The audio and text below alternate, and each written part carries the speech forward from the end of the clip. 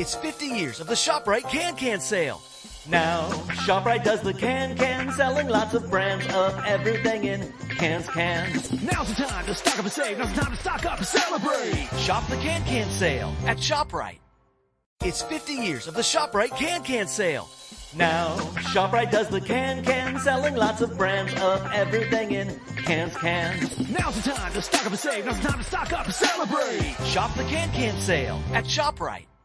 Thank you for visiting ChristopherMedia.net. Christopher Media. Let's make some noise. Welcome to Sporgy, the show that gives you half-ass sports fans giving their half-ass opinions. And now, here are your hosts. Number 85, I'm Chris. I'm Rich. I'm the Iceman. Who is 85? Fuck, he played for the Red Wings. Only hockey player I know to wear 85. Paul Eiserbart? Now I gotta fact check myself. Sounds right to me. There's no receivers who wore 85? Are you kidding me? I said hockey players. Only hockey player. I didn't say anybody else. Let's go, Iceman. Ocho Cinco, dog. Oh, yeah. Duh. All right, hold on. Or Chad Johnson, whatever. It's become a caricature that I totally forgot that, yeah, it's actually Spanish for two numbers. Antonio Gates. And it's apparently still the wrong way to say that number in Spanish. Oh, yeah, sure. He's really saying 85. Yeah. Oh, Christ. Wouldn't really? This article's a cocksucker. It's making me fucking scroll. At least it's all on one page, though. But if I had dial-up, I'd be pissed off. No, not Paul Eiserbart. Peter fucking Klima. Oh, nice. I mixed those two up. Pierre Garçon. Oh. On which team? Indy. There you go. Yeah, that's right. Peter Klima. Remember this? Rich, I'm sure you remember this commercial. Oh, fucking internet, come back. Peter say when he come here to play hockey, his teammates told him three things always to remember. Never wear polyester suits to disco clubs. You want to be a hip guy? Always drink Vernors. I like it. He likes it. A když se ztratíš, dělej tohle. And if he ever gets lost and has to show someone where he lives, to just do like this. Oh, he held up his hand. Yeah, his hand was like Benton Harbor. The guy moved it. Vaguely sounds familiar. Yes. It's Werner's commercial. Peter Klima. All right, well, I guess we need to start with the fact that we completely took a swing and a miss. We weren't even standing in the batter's box. We were still on the on-deck circle while they just pitched to us last week. Yeah. Because we didn't even take a swing at this subject. Completely fucking overlooked and forgot to bring up that Keith Jackson died. Yeah. Which, as many college football games, especially U of M games, I watched a man call growing up. I don't know how the fuck I forgot that last week, but we started off on a pretty fucking horrendous story, so we weren't in the best of spirits. And yeah, we're mentioning Keith Jackson went last week, but still, probably the biggest story in the sports world with the Olympics coming up is the fallout from the Larry Nassar case. Machines. Oh, boy. Oh, now, all that hard work Mark D'Antonio's done. The man has been convicted. He's been sentenced by two judges. He's never getting out of prison. He's got one more judge to face, one more sentencing to face. No, he's never getting out of prison. The only way he's getting out is in a pine box, period. So there's really no point in talking about the man. I don't want to fucking rehash the specifics of the type of abuse and shit because we did it last week, and I just ain't got that shit in me to go through it again this fucking week because I get pissed off, my blood pressure gets up. But unfortunately, the fallout of this looks like it's going to take a lot of people down. And in the climate we have today, with the Me Too and the Time's Up and everything else, I haven't heard anybody of note go on record mentioning the death penalty for MSU. but it's been definitely talked about. I mean, should Izzo just retire? Yeah. What exactly did he say?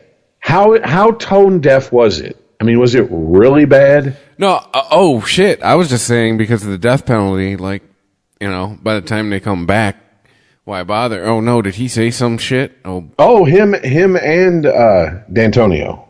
Uh-oh. And yeah, Tom Izzo, Larry Nassar, third thing comes up. Oh, Tom Izzo apologizes for saying stupid things about Larry Nassar. Oh, from Deadspin. Okay, so consider the source. All right, after defeating the Indiana Hoosiers last Friday, Michigan State basketball coach Tom Izzo was asked about the Larry Nassar case and the leadership of MSU President Lou Anna Simon.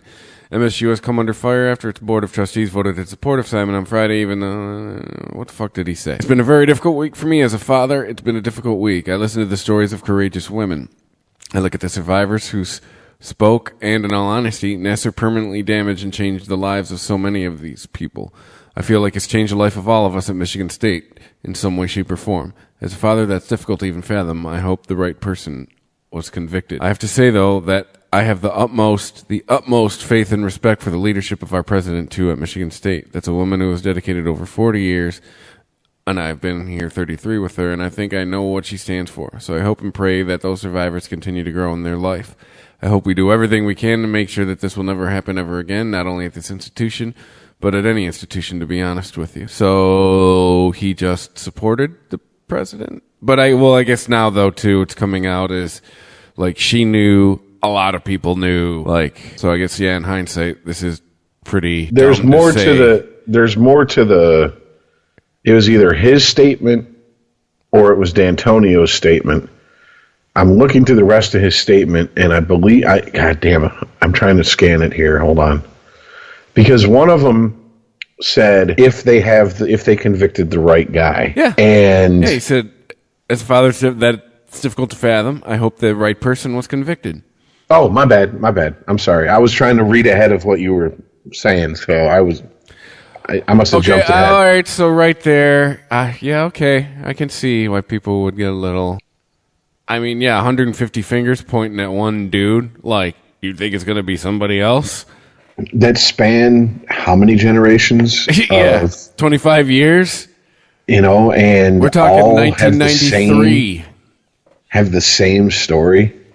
Yeah. I mean, look, Bill Cosby, when the first fucking accusations came out, I'm not a comedian. I'm not a professional comedian. I don't travel in those circles. I didn't know that it was a poorly kept secret in the comedy world that this was what was going on with Bill Cosby, to the point where comics would be backstage doing a show amongst themselves, riffing on Bill Cosby. Until Hannibal Buress come out and said it at a show. And then all of a sudden these accusations started coming out, and I'm like, okay, this sounds like opportunism. And then when you get into double digits and every single story is exactly the same. You got to go, God damn it. God damn it, Bill. And it's like... I should watch you every fucking Thursday about the pudding pops. God damn you. And the whole... with the Nassar shit, the fact that, Michaela Maroney signed a non-disclosure agreement, which I haven't really had a chance to talk to my one friend who's in law, but I'm pretty sure it's illegal to have a minor sign a non-disclosure agreement about about a crime committed against them. Well, just even with that in general, my signature, my first and last name would have been fucking you. Like, non-disclosure my ass.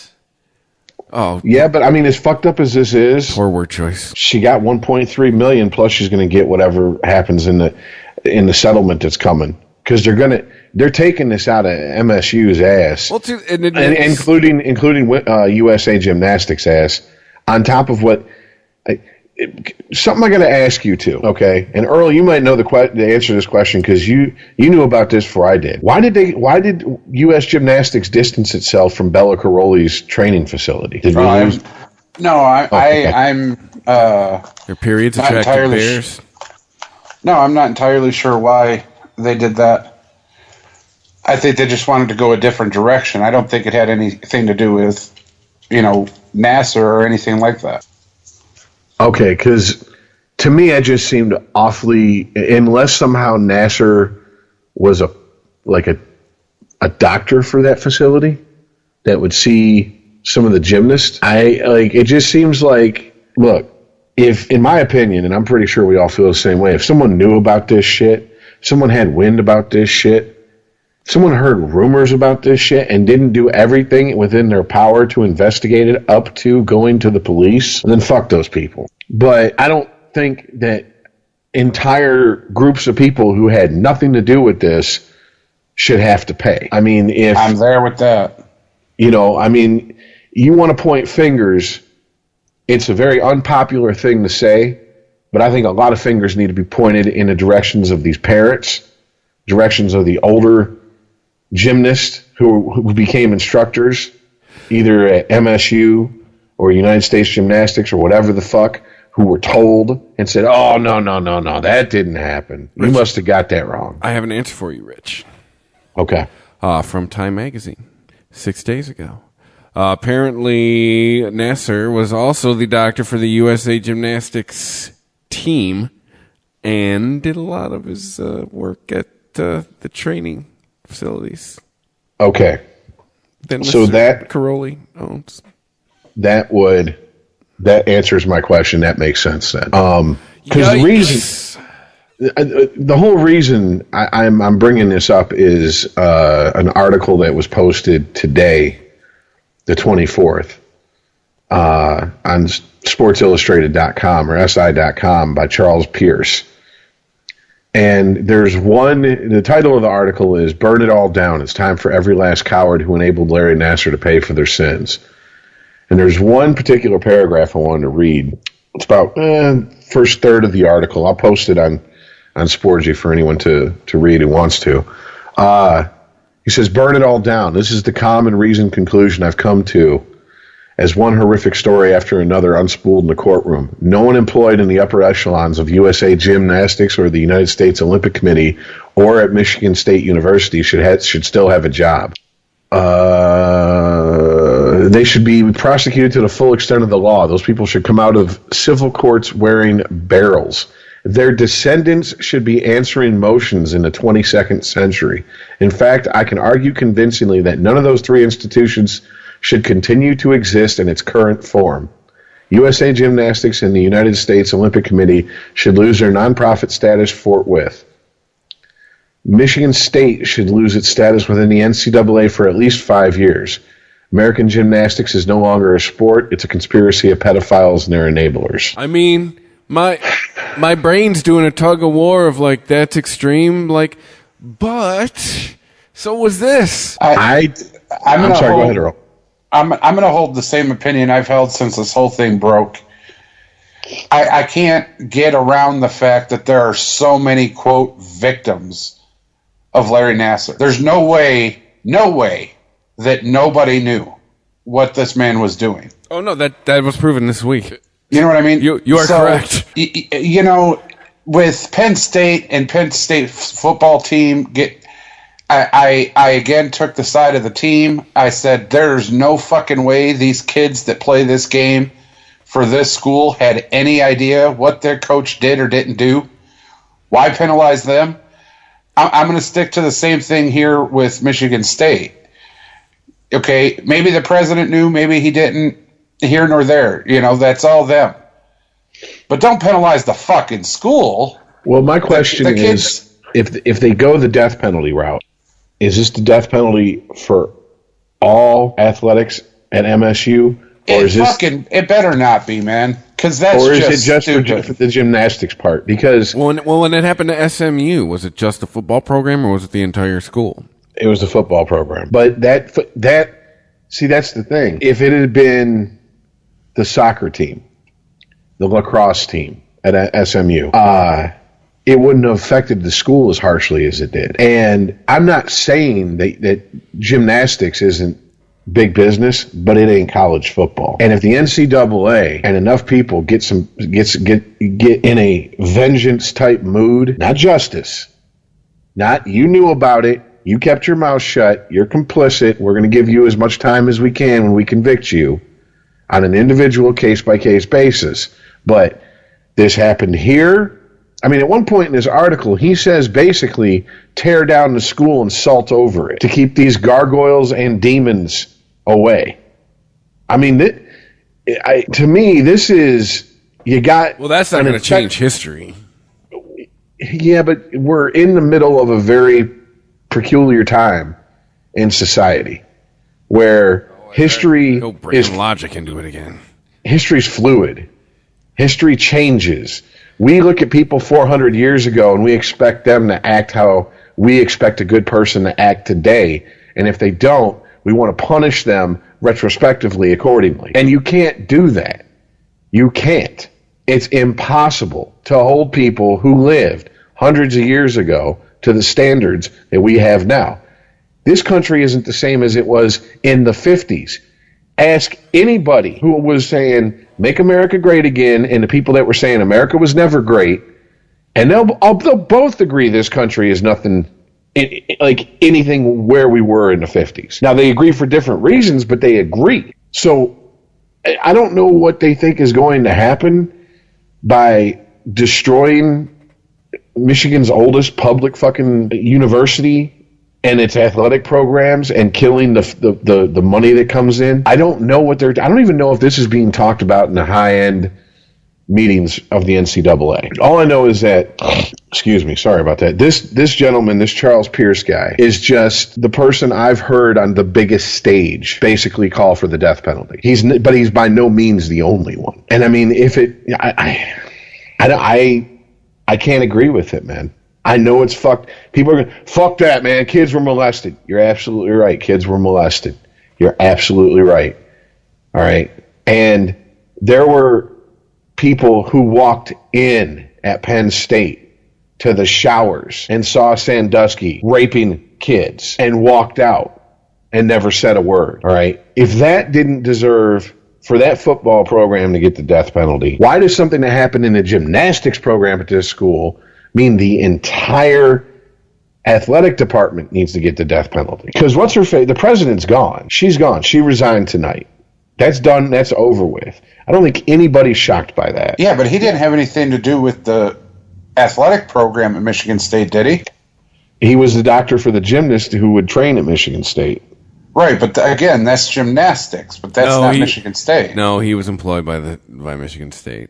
That's what I'm saying. Yeah, it's like being a team doctor. But if you're a team doctor, his paycheck came from Michigan State University. He was. But did he see everybody in the athletic program? Because if he did, now that opens a can of worms into what else are we not hearing? Because there's women's volleyball, there's women's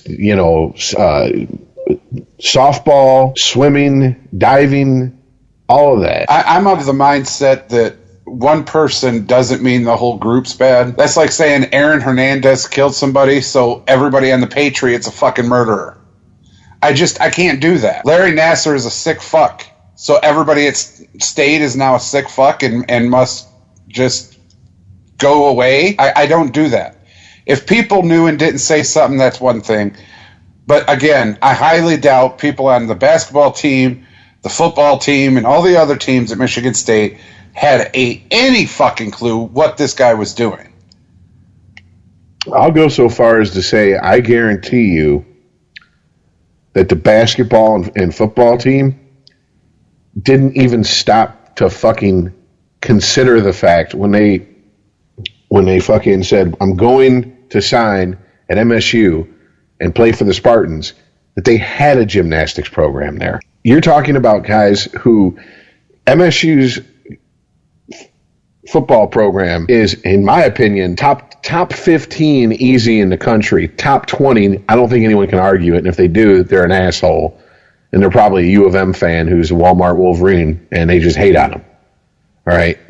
Their basketball program, I mean, it's been top notch for 20 years now. I mean, they're constantly in the, Sweet 16, Elite 8, Final Four, whatever the fuck. Oh yeah, so, Tom Izzo is god of basketball, college dude. so what I'm saying is, I don't think any of these players gave a single fuck about the gymnastics team enough to even ask, hey, what goes on with the gymnastics team?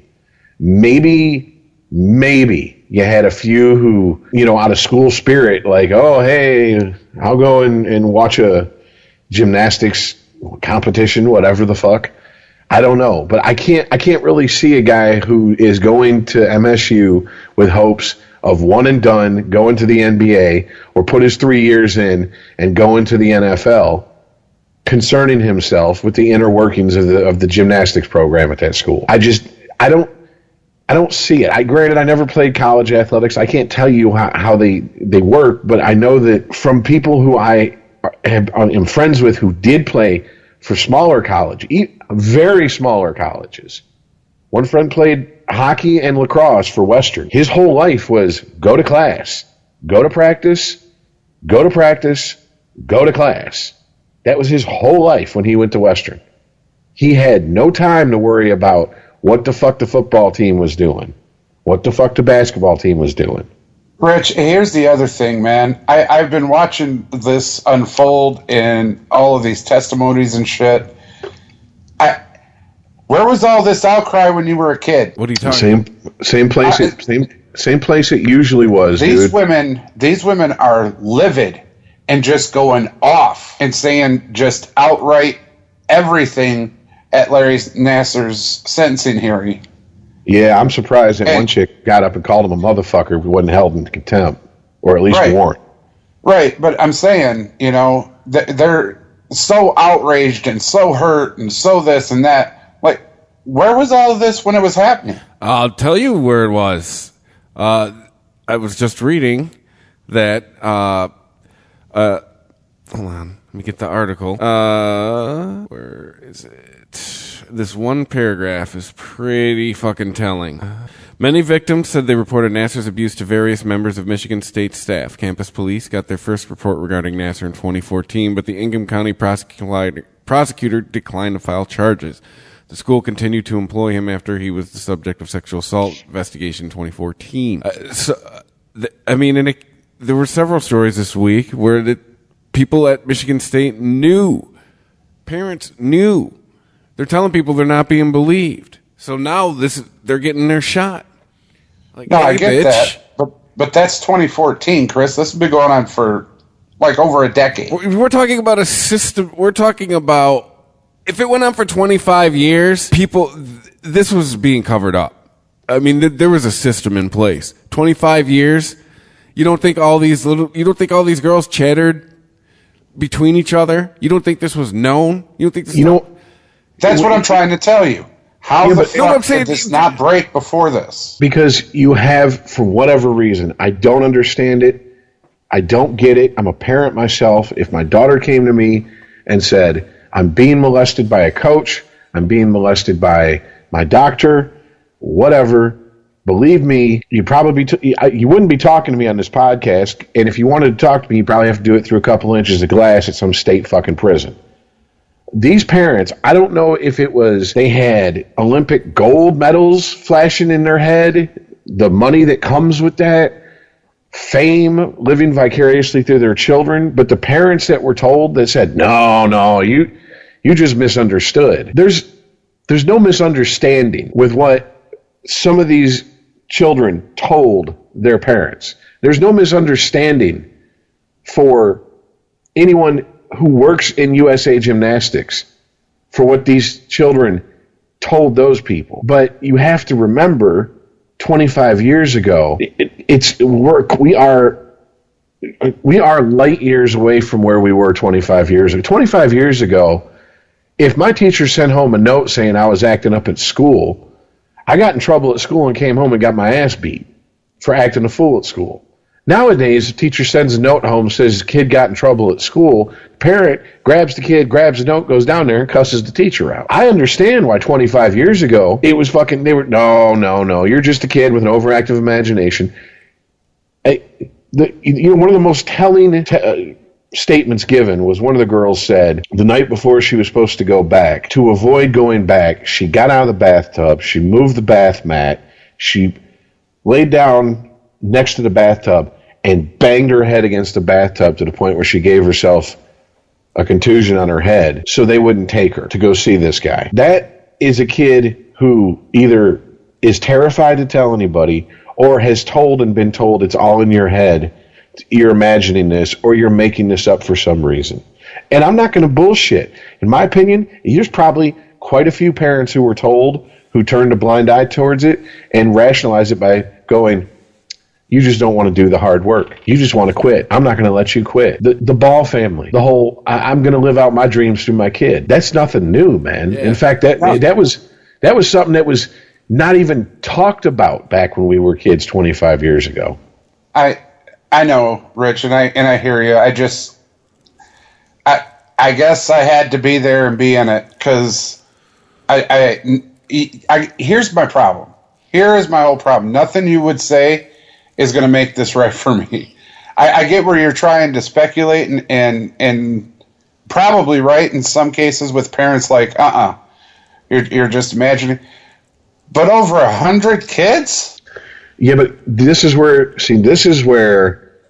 heads need to roll. That doesn't mean all those kids knew about the accusations from the other kids. That's where heads need to roll. How the fuck were parents after?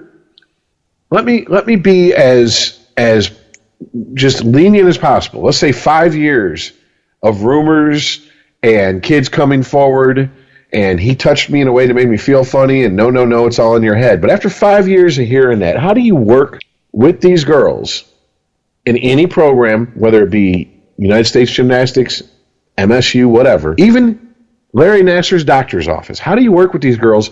And when parents come in, not go, you might want to take them someplace else to be trained. You might want to look into something different.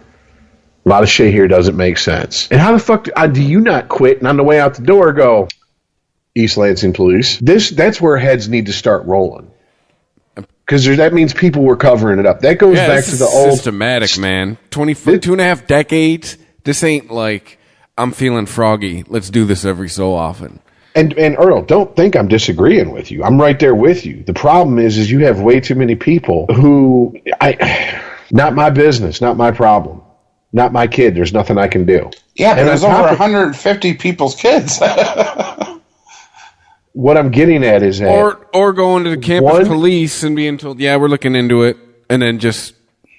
You know what I'm saying? And then being fired for bringing it up, being blacklisted from being able to work in that sport ever again, after you yourself... Because if you're working in that sport as a trainer, you yourself probably worked your ass off since you were a little kid to get where you're at. And you have people who control your career and your destiny and your livelihood above you telling you to shut up. Not everyone is as quick to eat fucking welfare peanut butter as other people are. Where do you go when granted, Earl, it's 2014, but where do you go when the person who's the prosecutor in the county where the university is declines to file charges? Do you feel like you could go to where are you going to go next? We're going to get Barry Obama's on the phone? Hey, I mean, think about that. That's where you live. I mean, technically, that's the high court. What are you going to go knock on Rick Snyder's door in Lansing? Well, I here again is my issue. It's like Rich said. If it was my kid, you would talk to me through inches of glass because I would be in prison. I don't understand how these fathers, fuck the mothers, the fathers, didn't just grip this motherfucker up and beat him senseless. How do they sit in the fucking room while their child is being fingered by their doctor and say, oh yeah, it's a medical procedure? It's not like she was in fucking stirrups. How do you listen to, one of the stories I heard was they were in a hotel room with him and he's jerking off on him. How do you even think to start hearing a story like that from your child and go, it's in your head? That never happened. You know, I can put you in touch with a lot of parents of kids I knew who did just that. I understand that, but as me being me, I can't see it. And even if there were parents that did do that, and parents that believed in Nassar and this is a treatment, after over 150 kids, I just can't believe 150 parents. You know, that's over 200, 300 people. That's over 300 fucking people. Grown fucking adults. Just sat idly by. you're operating under the assumption they were all somehow networked together and able to fucking talk to each other about this. When They shit didn't like have this, to talk to each other about this. This was their kid. And Over no one listens to 150 kids. kids were touched. So no one, dude, there's parents that walk around to this day who think their kid is their property and their kid's 40 years old and they're 75. Okay, you're trying to paint with one brush to cover all of humanity. You can't pull from solely your own experience what you would do and go, well, this is how everybody else must think too. They don't. no, you're right. And it's not just that I think that way. It's I can't get into this for this reason because I can't see how the fuck they're thinking. I can't, and if I see how they're thinking, I'm like that. I'm like they are with their kids. Oh, that's not possible. That couldn't happen. Well, I mean, Well, it fucking did. then you know what? As fucked up as this is going to sound, maybe that's something a very, very tiny seed of good that can come from this fucking bullshit. This absolute fucking nightmare of a situation for these girls, the people who believed them, who were shouted down or told to shut up under threat of whatever. I mean, maybe it's people will go, oh shit, yeah, I should at least check into that. I should at least do a little bit of digging. I mean, I don't know any other way to put it. And the problem is, which is, I mean, compared to this, sports is inconsequential. I understand that, all right. But the problem is the inevitable, obligatory overcorrection, the overreaction, the scorched earth policy.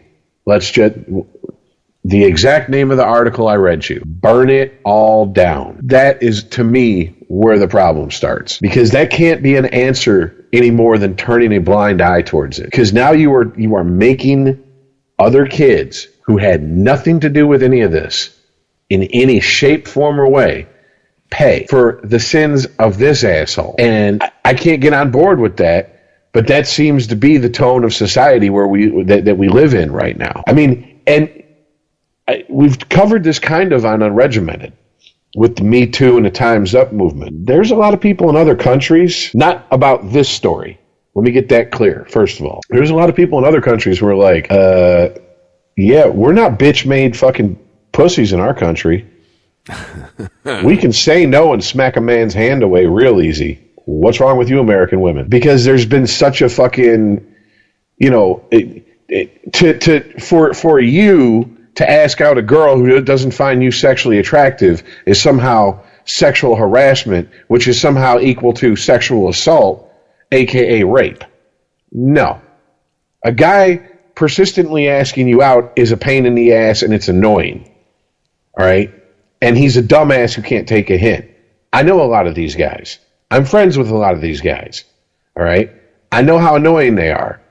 But trust me, it ain't as bad as rape, period. That's the problem that I'm having here, is that people get so angry and go to such a visceral place about this, rightfully so, that they stop thinking and they want to act on some vigilante fantasy they hold because they've read too many Punisher comics or watched fucking Dirty Harry or, Death Wish too much. Yeah, I think closing Michigan State is a little extreme. Getting rid of gymnastics, period? Give me a fucking break.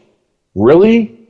Really? So all the people who it appears to be the overwhelming majority, because we don't hear stories like this on the regular coming from gymnastics. And believe me, right now, if there were more Larry Nassers across the country, we would be hearing about it right now. This is the environment to bring it forward. Or we're about to. Well, that's true also. I mean, I am speaking in the middle of a hurricane that hasn't passed over completely yet. I'm just hoping that we're past the worst of it. You're going to punish all those people because of this guy and the fucking scumbags who fucking covered for him because they were worried about the paycheck or prestige or a job. I mean, I can't get down with that. That's not justice. And I'll say this. I'll say this. If you don't want justice, you just want vengeance, say what you feel. Just be prepared to be called what you are, which is you want vengeance. You don't want justice. You want justice, you go to a courtroom. As fucked up as our court system is, as flawed as it is, That's all we I got. don't think you want to be a fucking underage rape victim in some other countries and come forward.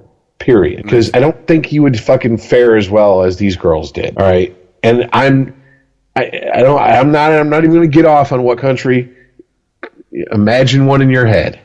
All right. Our laws aren't everybody's laws. You want vengeance? Then you go out, you do your bullshit because you've watched too many Dirty Harry movies, and then you go to prison for the rest of your life dodging fucking penis. All right? That's what your vengeance will get you. I can't get on board with this. Burn it down, shut everything down. To me, it's an overreaction in my opinion. Well, I see Iceman's paying attention. Sent us an article about the inductees into the Baseball Hall of Fame. Mm-hmm. Well, either way, I don't think we're even anywhere close to the end of this fucking subject as far as MSU and its involvement and the fallout from it.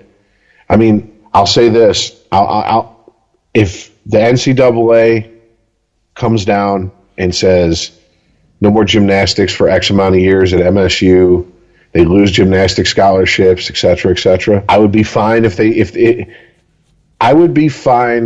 did that to the football program if this was happening in the football program. And I know it sounds shallow to worry about the other sports and the other athletes, but they're real human beings. They're not just numbers. These are kids trying to get an education. Some of them using the only shot they have at it, and these are kids trying to make a better life, not just for themselves, but for their kids, their parents, whoever the fuck, and this might be their best shot at it. And to pull the rug out from under them when they had nothing to do with this, just because you want blood, I'm not going to go so far as to say you're as bad as the people that covered for Larry Nassar, but you're definitely in the same ballpark because you're ruining lives. Because the same basket of deplorables? It's all about you. It's a narcissistic thing. You're pissed. You want vengeance. So I don't care who gets in the way and how much of a wake of destruction it leaves, as long as I get what I want. That's as selfish as the people who said, I don't want to go to the police. What if I lose my job? And here's the thing. We'll never really know how many people walked away from gymnastics, from MSU, from USA Gymnastics, the Olympic Committee, who knew about this, tried to say something, were shouted down and said, fuck you, I can't be a party to this. See, those people will be lost in the tale that's being told. Yeah, I brought it up last week. I'll bring it up again this week. 150, 156, isn't that the number? These are just the people that wanted to talk. Exactly. These are just people willing to come forward. I'm saying double that number at least. So we're getting into we're getting into hundreds. And how many? 25 years? Oh, God. How many fucking people who had been employed that somehow came into contact with this asshole? Whoever was employing them, MSU, USA Gymnastics, Olympic Committee, whatever, part of their employment was a non-disclosure agreement. So even if they quit because they go, hey, look, man, I got 5 different girls coming to me, 5 different ages telling me the same story about this guy. Oh, we're going to pass it on to our superiors, and we're going to pass it on to the police, and we're going to see what they do. And it comes back down. Prosecutor said he's not going to do anything. Well, I can't work for a school that fucking turns a blind eye to this. Well, that's fine.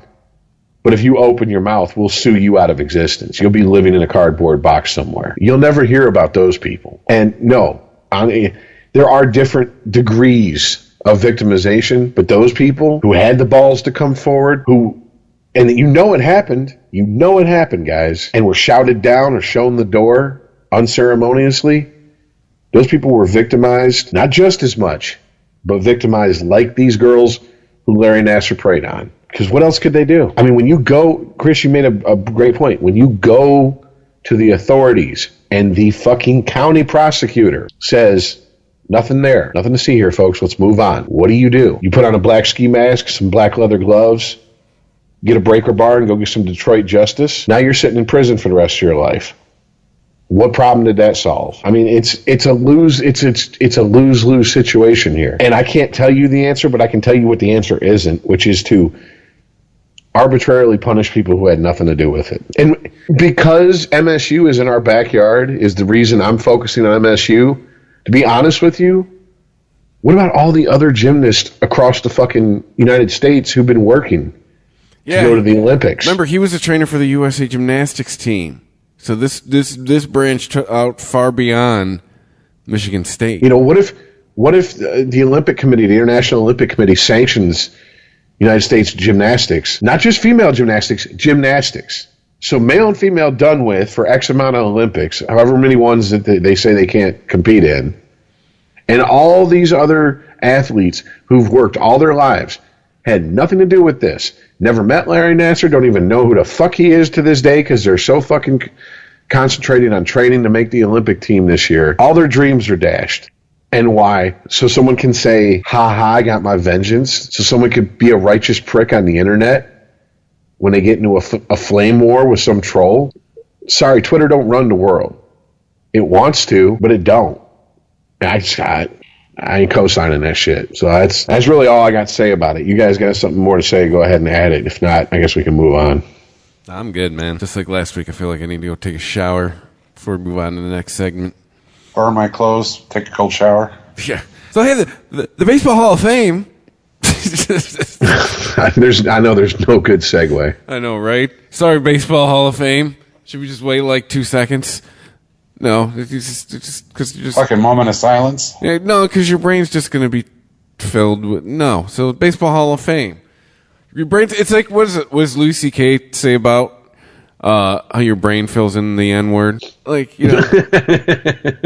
So it's to be the same thing. We do silence. You're just going to think about Larry Nassar. So we're going to talk about the Baseball Hall of Fame. Because, that did happen shortly before we started recording. Yeah. Who is it? Chipper Jones, Jim Thorne, Vladimir Guerrero, Trevor Hoffman. That's the four. If you're listening to a podcast called Sporgy, you'll probably get this. Pedro Guerrero. Yeah. Vladimir Guerrero. Doing cocaine with Vladimir Guerrero. Vladimir Guerrero. Vladimir got it. And it's gone. I remember that one from fucking 90s Sports Center. I got to say, I'm kind of shocked. Oh, I'm sorry. Jim Thorne. I'm an idiot. Jim Thome. Yeah. I got it. I just was, yeah. Sorry. Oh, I'm good. Getting older. I need the bigger type. Well, us here in Detroit, we know Jim Thome because that motherfucker was a tiger killer. Specifically, he teed off on Justin Verlander. I don't know if any batter, and so far in Verlander's career, has ever had Verlander's number better than Jim Thome. And Verlander himself, if you look hard enough, you'll find the interview where he goes, I hate facing that fucker. I hate him. I mean, like, dude just fucking teed off. He was like, what was the line in Major League? Last time I threw one over the plate, he hit one and ain't landed yet. You know, I mean, somewhere there's a Jim Thome. Well, here comes the old number one. You get a piece of it. You can rename it. Whack! Yeah, I'd name it the Masturbator. Exactly. Chipper Jones, I'm kind of shocked at. Not because I don't think he deserves to be there, but wouldn't you put him like? To me, I kind of put him in the same category as someone like Alan Trammell. Like, why did it take the Veterans Committee to get Trammell in, but Chipper Jones gets in? Is it because Atlanta was such a dominant team in the 90s and he played on that team that they're just higher profile? I mean, yeah, but then you look at Vladimir Guerrero. Didn't he play for the Expos at one point? I mean, if you're talking low-profile teams. Yeah, this seems kind of like a very underwhelming Hall of Fame list, if you ask me. A little bit. Yeah, it's kind of like, Hall of Fame. Oh, shit. Really? Like, this is all you got? Like, these are your best four? Like, I really... somewhere well, there are fans of these people going, fuck you, man! People that got passed up on, obviously, Roger Clemens, really? Barry Bonds. Really? I'm sorry. These four over Roger Clemens? And Barry Bonds. And Edgar Martinez, Curt Schilling. Okay, these four over Curt Schilling? No, I would put Curt Schilling in. The man that pitched with the fucking blood come out of his ankle.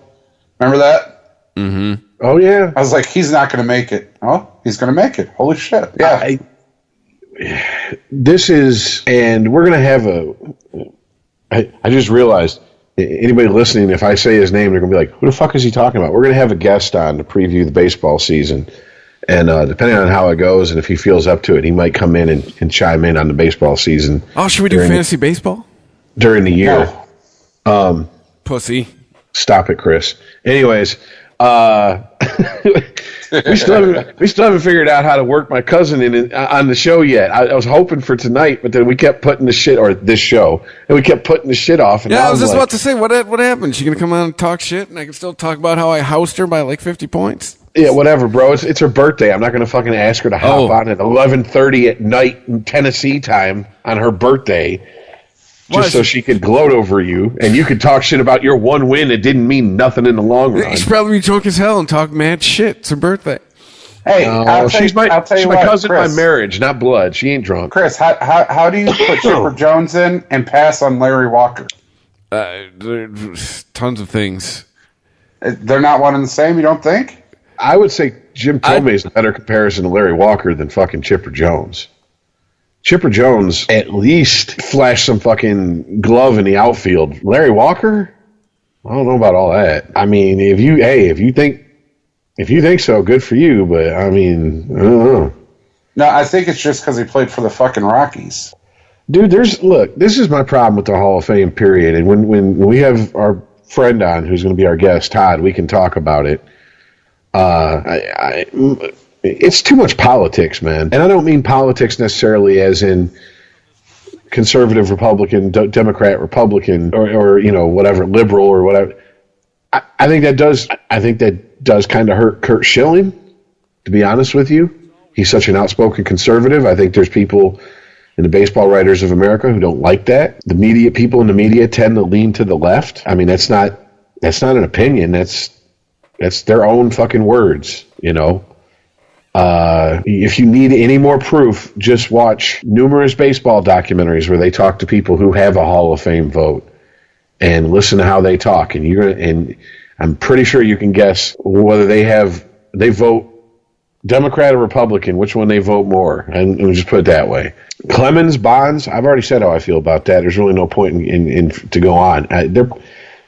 Look. Put them in, put an asterisk by their name. I don't give a shit. It's the steroid era. Baseball allowed it to happen for fucking 20 years. And now they want to act like it didn't happen. And they want to erase these guys' careers who did nothing wrong until baseball was finally forced by the fans to ban these substances. Because remember, what started the whole thing with Mark McGwire was a can of creatine sitting next to his head during an interview in the open in the locker room. Something that you could buy over the counter started all this. And then baseball said, no, you can't use that shit no more. And then all hell broke loose because it was only, 5-6 years later, you had Jose Canseco's book and everybody shouted him down. Turned out he was telling the truth. Also, Mike Mussina got passed over, and Jorge Posada, who is actually in danger of falling off the list after this year. If he does, he's going to get off the ballot. And then it'll have to be a Veterans Committee thing like Jack Morris and Alan Trammell. That's just fucked. Yeah. Jorge Posada was one of the best catchers of his era. You named 4 people that should be that I would name above any of these guys. But you have to also put in before any of these guys. You have to also remember, we're also post Moneyball era, where the stats we grew up with that were hard and fast, you know, you bat 300, you hit 500 home runs, you win 300 games, you have an ERA below 3.5 as a starting pitcher, below whatever as a reliever, you have this many saves, and so you automatically punch your ticket. You now have a generation of people who come up under sabermetrics. The baseball card stats aren't as sexy to them. They don't mean as much to them, if anything at all. Guys, Johnny Damon got 1.2% of the vote. That was just because someone thought they were voting on who had the best hair in the 2000s. It's his first year of eligibility. He got 1.2%.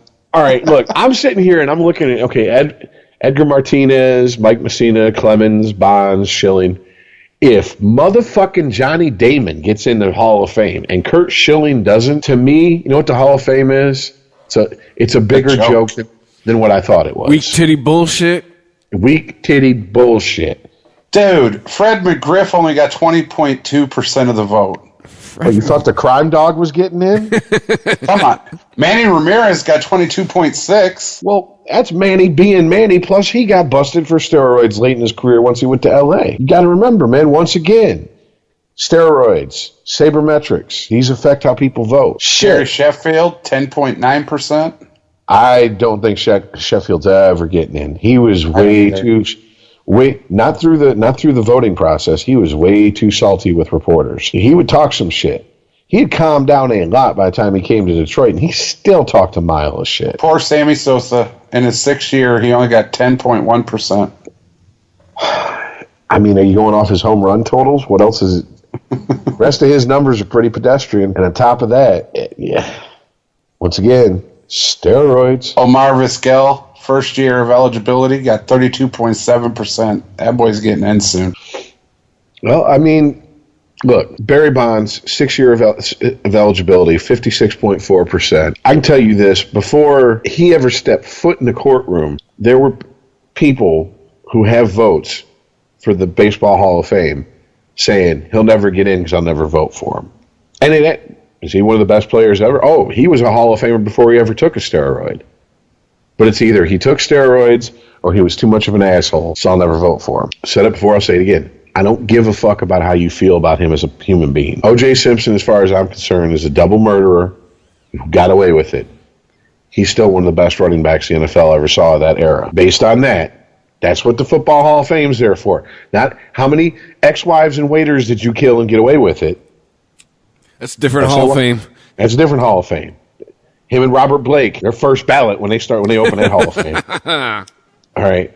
It is for football, period. Boom. End of story. This is for baseball. What did they do between those lines on that diamond? That's all that should matter. But we all know it doesn't. So would Ray Lewis be in that Hall of Fame? Well, Ray Lewis, according to TV Funhouse on Saturday Night Live, didn't see shit and just ran away anytime someone fucking got stabbed. So, and he didn't kill no motherfucking lion. But no, I mean, which to me the conversation that we should be having. We've already talked about who's in, who got passed up. How valid is the Baseball Hall of Fame to you guys? The further in time we go, honestly, the less valid it is. It's any Hall of Fame, really. Like, because there's some guys in the NFL Hall of Fame where I'm like, should you be there? I mean, you could probably do it in every Hall of Fame. To me, the Baseball Hall of Fame is a tourist attraction for Cooperstown, New York, to make money off of, and whatever moral high ground they had at one point, they've absolutely lost by having. They did it to themselves by having such a transparent voting process. When you have writers who will flat out say, I will never vote for him, I don't care if I think personally he's the best player I ever saw in my lifetime, I will never vote for him because I didn't like the man, that's a problem. So to me, it's a tourist attraction, and it's a way for retired players. And see, this is where I get conflicted. Players who were going in when we were kids could really use the boost being put in the Hall of Fame would give their reputation. You know, as far as, you know, selling their autograph, doing appearances and being able to charge, et cetera, et cetera. I'm sorry. I know that a lot of athletes go broke when they retire. At this point in history, that's because they didn't get a decent financial advisor and they made some bad decisions. I don't really feel that, you know, Roger Clemens, Barry Bonds, and, you know, guys like them are like, oh, you don't understand. If I don't get into Hall of Fame, this might affect my bottom line, you know. I don't think it's like that anymore. So that aspect of the Hall of Fame to me is just done and over with. So I don't know. I see it as nothing more than a sideshow attraction, just a very elaborate one, like the Rock and Roll Hall of Fame. Yeah, I've been there twice, enjoyed myself when I was there, but I walked out of there and I didn't think any more or any less of anybody that was in there than before I walked in, both times. It's who sold the most records, who was the most popular, who you heard on the radio the most, or who was the critical darlings. And that's what this has turned into. Who was a good interview, who can we keep steroids not attached to, and who was nice to the reporters. I'm thinking about it, is Chipper Jones a Hall of Fame player? That's what I'm saying, man. He is definitely on a fucking on the cusp. He just seemed like he was a mainstay in Atlanta in the 90s, but I mean, was he really just was his play Hall of Fame caliber? I don't know, man. He had some Golden Gloves that he won. I mean, possibly. But I'm looking at the NFL Hall of Fame roster, and you're right, Chris. You can go to just about any Hall of Fame and go through it. This would be an unpopular choice right here. I don't know. Dan Marino. There's been so many people that have come along since him that are better than him. I mean, was it just his gimmick for a while that he was the greatest to never win a Super Bowl? Like, the farther away we get away from Dan Marino, the more I'm just like, like you were just. I got a better one than that. Joe Namath. Look at his career stats. Yeah. Not that great of a quarterback. Mm-hmm. Broadway Joe, huh? Dan Marino played in a time where it was not a pass-first league. And he went out there, and he never had a fucking grade A+ or even grade A running game to back him up. But he went out there and set records that have now been broke like they're fucking oh please shit. Yeah, it's insane. It's like Madden stats versus real stats. I used to win the rushing title every fucking year on Madden with Mike Allstott, a fullback, okay? And I didn't switch him to the halfback position. I ran him from the fucking I formation like 4 plays and would have 1,500 yards with him. I love Mike Allstott. A-Train, you were never that good, okay? That's just all there is to it. But you have to remember the time he played in.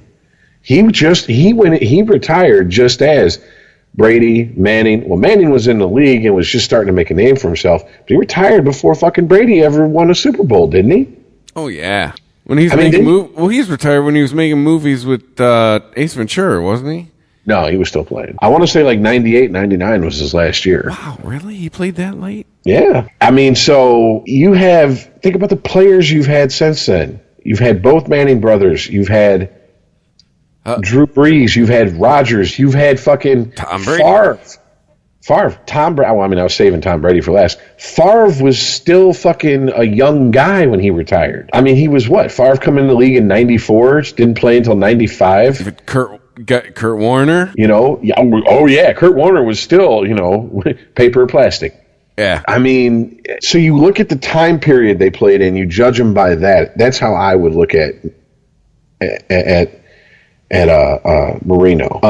But I mean, Chipper Jones, I'm sitting here, I'm looking at his lifetime stats. He's got a 303 average. He, I mean, I'm trying to not be an asshole. 468 as far as home runs, so he didn't hit 500. He's got over 1,600 RBIs, 150 stolen bases. To me, that's not that big of a deal. Led the league in batting 1 year with a 364 average.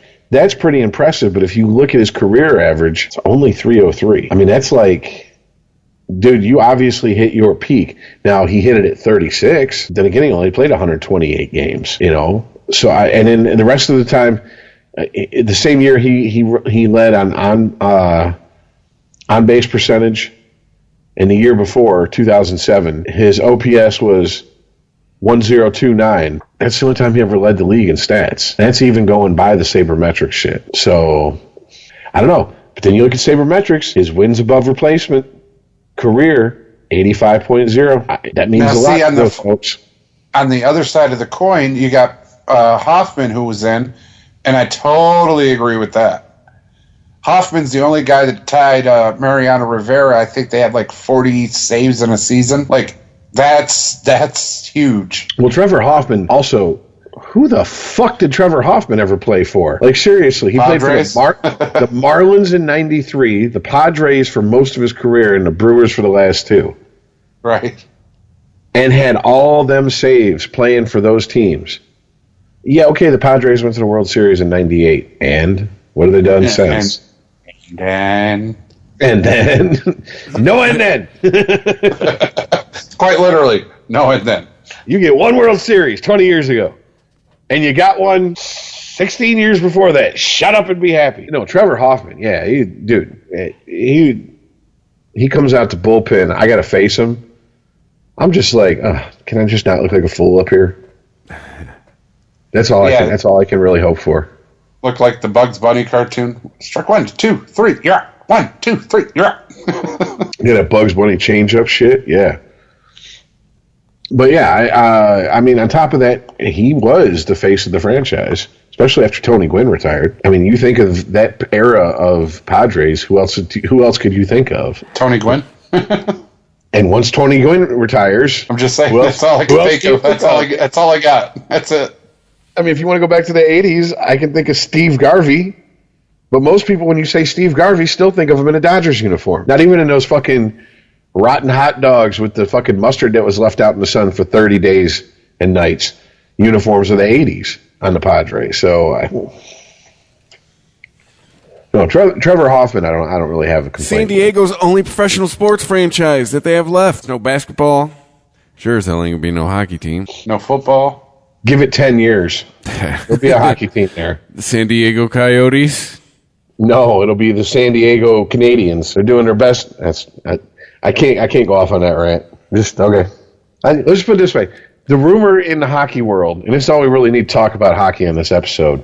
Oh, you don't want to talk about the All-Star game? I don't give a single fuck about the All-Star game. I'll talk about the skills competition. Everybody. If I can watch it and then come on the show, I will talk about it while you two go to the bathroom, because that's what happens when I talk about hockey on this show. And the only way I can end up having to drag Earl into the conversation is start talking about hockey players who've been retired so long. Last time they laced them up, I didn't have a gray hair on my head. I started going, yeah. And I'm bringing up Troy Crowder, okay? You know what I'm saying? Like, but no, and I've started going gray at 18, and I'm 40, so that gives you a fucking idea how long ago. But I don't know why, Rich, but lately there's been basketball, NFL, really? There's been hockey games being shown here in Kansas on local TV. Look, as far as the television ratings go, NFL is down, hockey's up. Basketball's up. Great, wonderful. But they're still nowhere near even sniffing the bottom of the soles of the NFL or MLB. So, weren't you going to say something about a rumor? Yeah, the rumor in the hockey world is that there are 20 different franchise names being batted around. They're going to come up with a final list for people to vote on for a hockey franchise in Seattle. So there you go. Wow, that's going down, huh? The rumor is they're going to push this into Seattle. They're trying to get the Sonics back, right? Isn't that the part of the lure for the arena? That's what I read. I don't know if they want the Sonic, but yeah, they definitely want their fucking basketball team back. I mean, case in point, to understand how fucking much people in Seattle were pissed when they lost that basketball team, go back and watch the 1992 movie Singles. Has nothing to do with sports besides this one scene where one of the guys brings his date home and he's got an Xavier Daniels poster on the wall. And she goes, Xavier Daniels, oh my God. What is he, a basketball player or a boxer? And he goes, you dare to rip the X-Men or the X-Man? Really? That was a movie that had nothing to do with sports, and they managed to fucking fit that in there. Why? Because that was the fucking climate of Seattle at that point. That team did not want to lose its basketball team. Or that city didn't want to lose its basketball team. And as much as they fucking cheer on soccer in that fucking city, I do think a good hockey team will go far in Seattle. They try in that part of the country, too, because they're so much better than us. Because, too, in Portland, they try to push that, we got the Timbers. You know, that's where my Propecia comes out. Who gives a fuck? You have a professional soccer team. Ooh! Ooh! We're in Europe. Great. We live They in got the United coffee, yo. States. We don't give a shit about soccer. We pretend to give a shit about soccer every time the fucking World Cup comes around. So, I mean, one guy I know that actually likes soccer. Like, Well, I mean, but to give you an example of how thirsty they are for fucking hockey in New England, Connecticut is letting people buy Hartford Whaler fucking license plates. nice. The Whale ain't been in Hartford since the 90s. The What's Caroli- that tell you? It's the Hurricanes, right? Yes, yes. That is the franchise. I remember What things. does that fucking tell you? They would eat up a fucking professional hockey team out there. But no. Got to push to where the money's at because that's what, Fuhrer Bettman wants. Whatever. I don't want to get off on that. So anyways, we done with the Hall of Fame? Yeah. All right. Where else do you put a hockey team in New England? Boston's Yeah. Boston's covered. New York's covered twice. Orono, Maine. Buffalo's covered. You put one in Maine, put one in Hartford. Yeah, I'm saying Hartford's probably the biggest city left in that area. New Jersey has Doesn't have one. a team. You could probably put one easily in Wisconsin. I know you could put one. Oh, yeah. It would absolutely be in the middle of nowhere compared to most fucking hockey teams. But you could probably put one in North Dakota because they do have a pretty decent, they have a pretty good college hockey following out I there. bet you this is that might transfer to the pros. This is the second sports franchise you could put in Green Bay. I mean, I know Have the fans own it. I know Packers run that town, but it, gives them something to do after football season ends. Well, I mean, I'm just saying, there's other places to go. At least it's a team that is somewhere close to. It's a part of the where part it of the country snows eventually. where they do play hockey. I work with a few people out that way who got kids in hockey out there. Hey, you know where a really good place for a hockey team would be? Fucking Wichita, Kansas. Or maybe start with Kansas City. No. Wichita, Kansas. Oh, I'm just saying, start where there's already a sports market. You got the Chiefs out there. It's all they got. Bro. Oh no, wait, I'm you got the telling you, Royals. Whoops. There is Sorry, a Royals fans.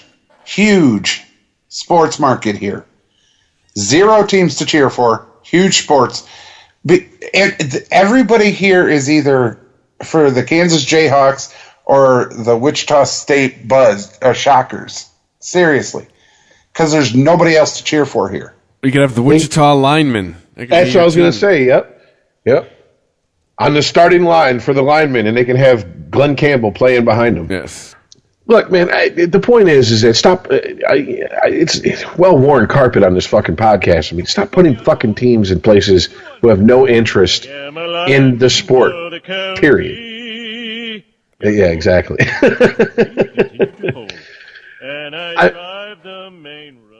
Sorry. I thought you were going to get to the part where he's like, "Oh, Oh. You mean this part?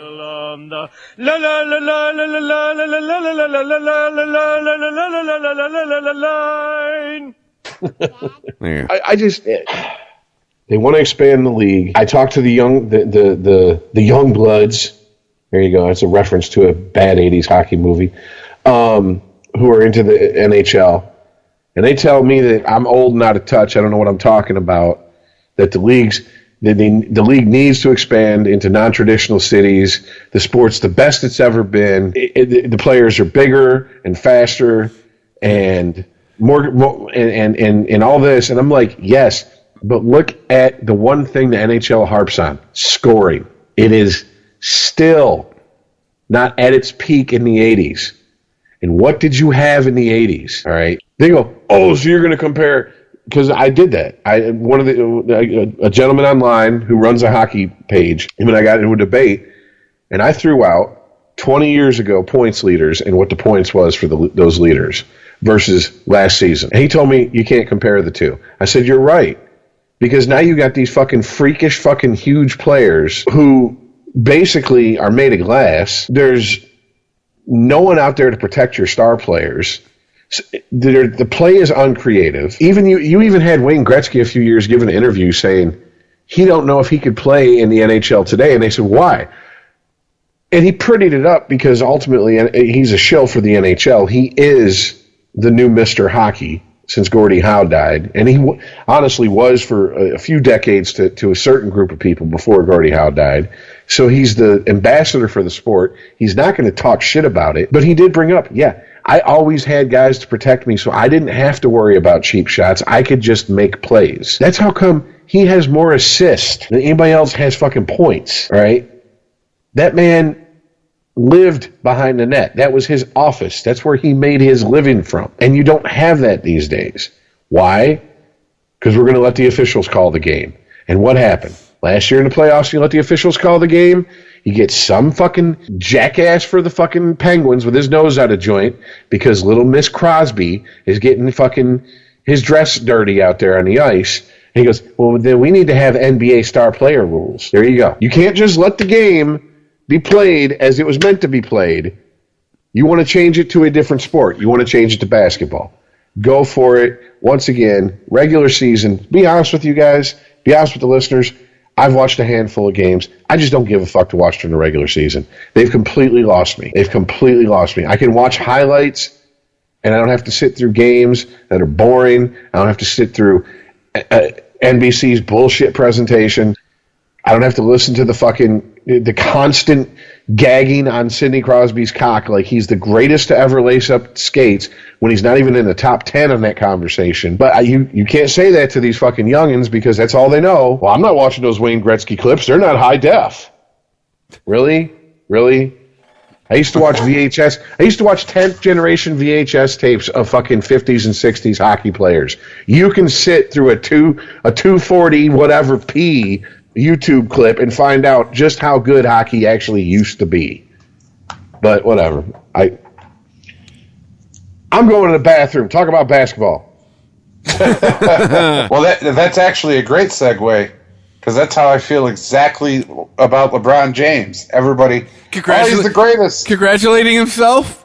Did you see that? He's the greatest, yeah. For breaking 30,000 points. Who congratulates themselves? LeBron James. Wow.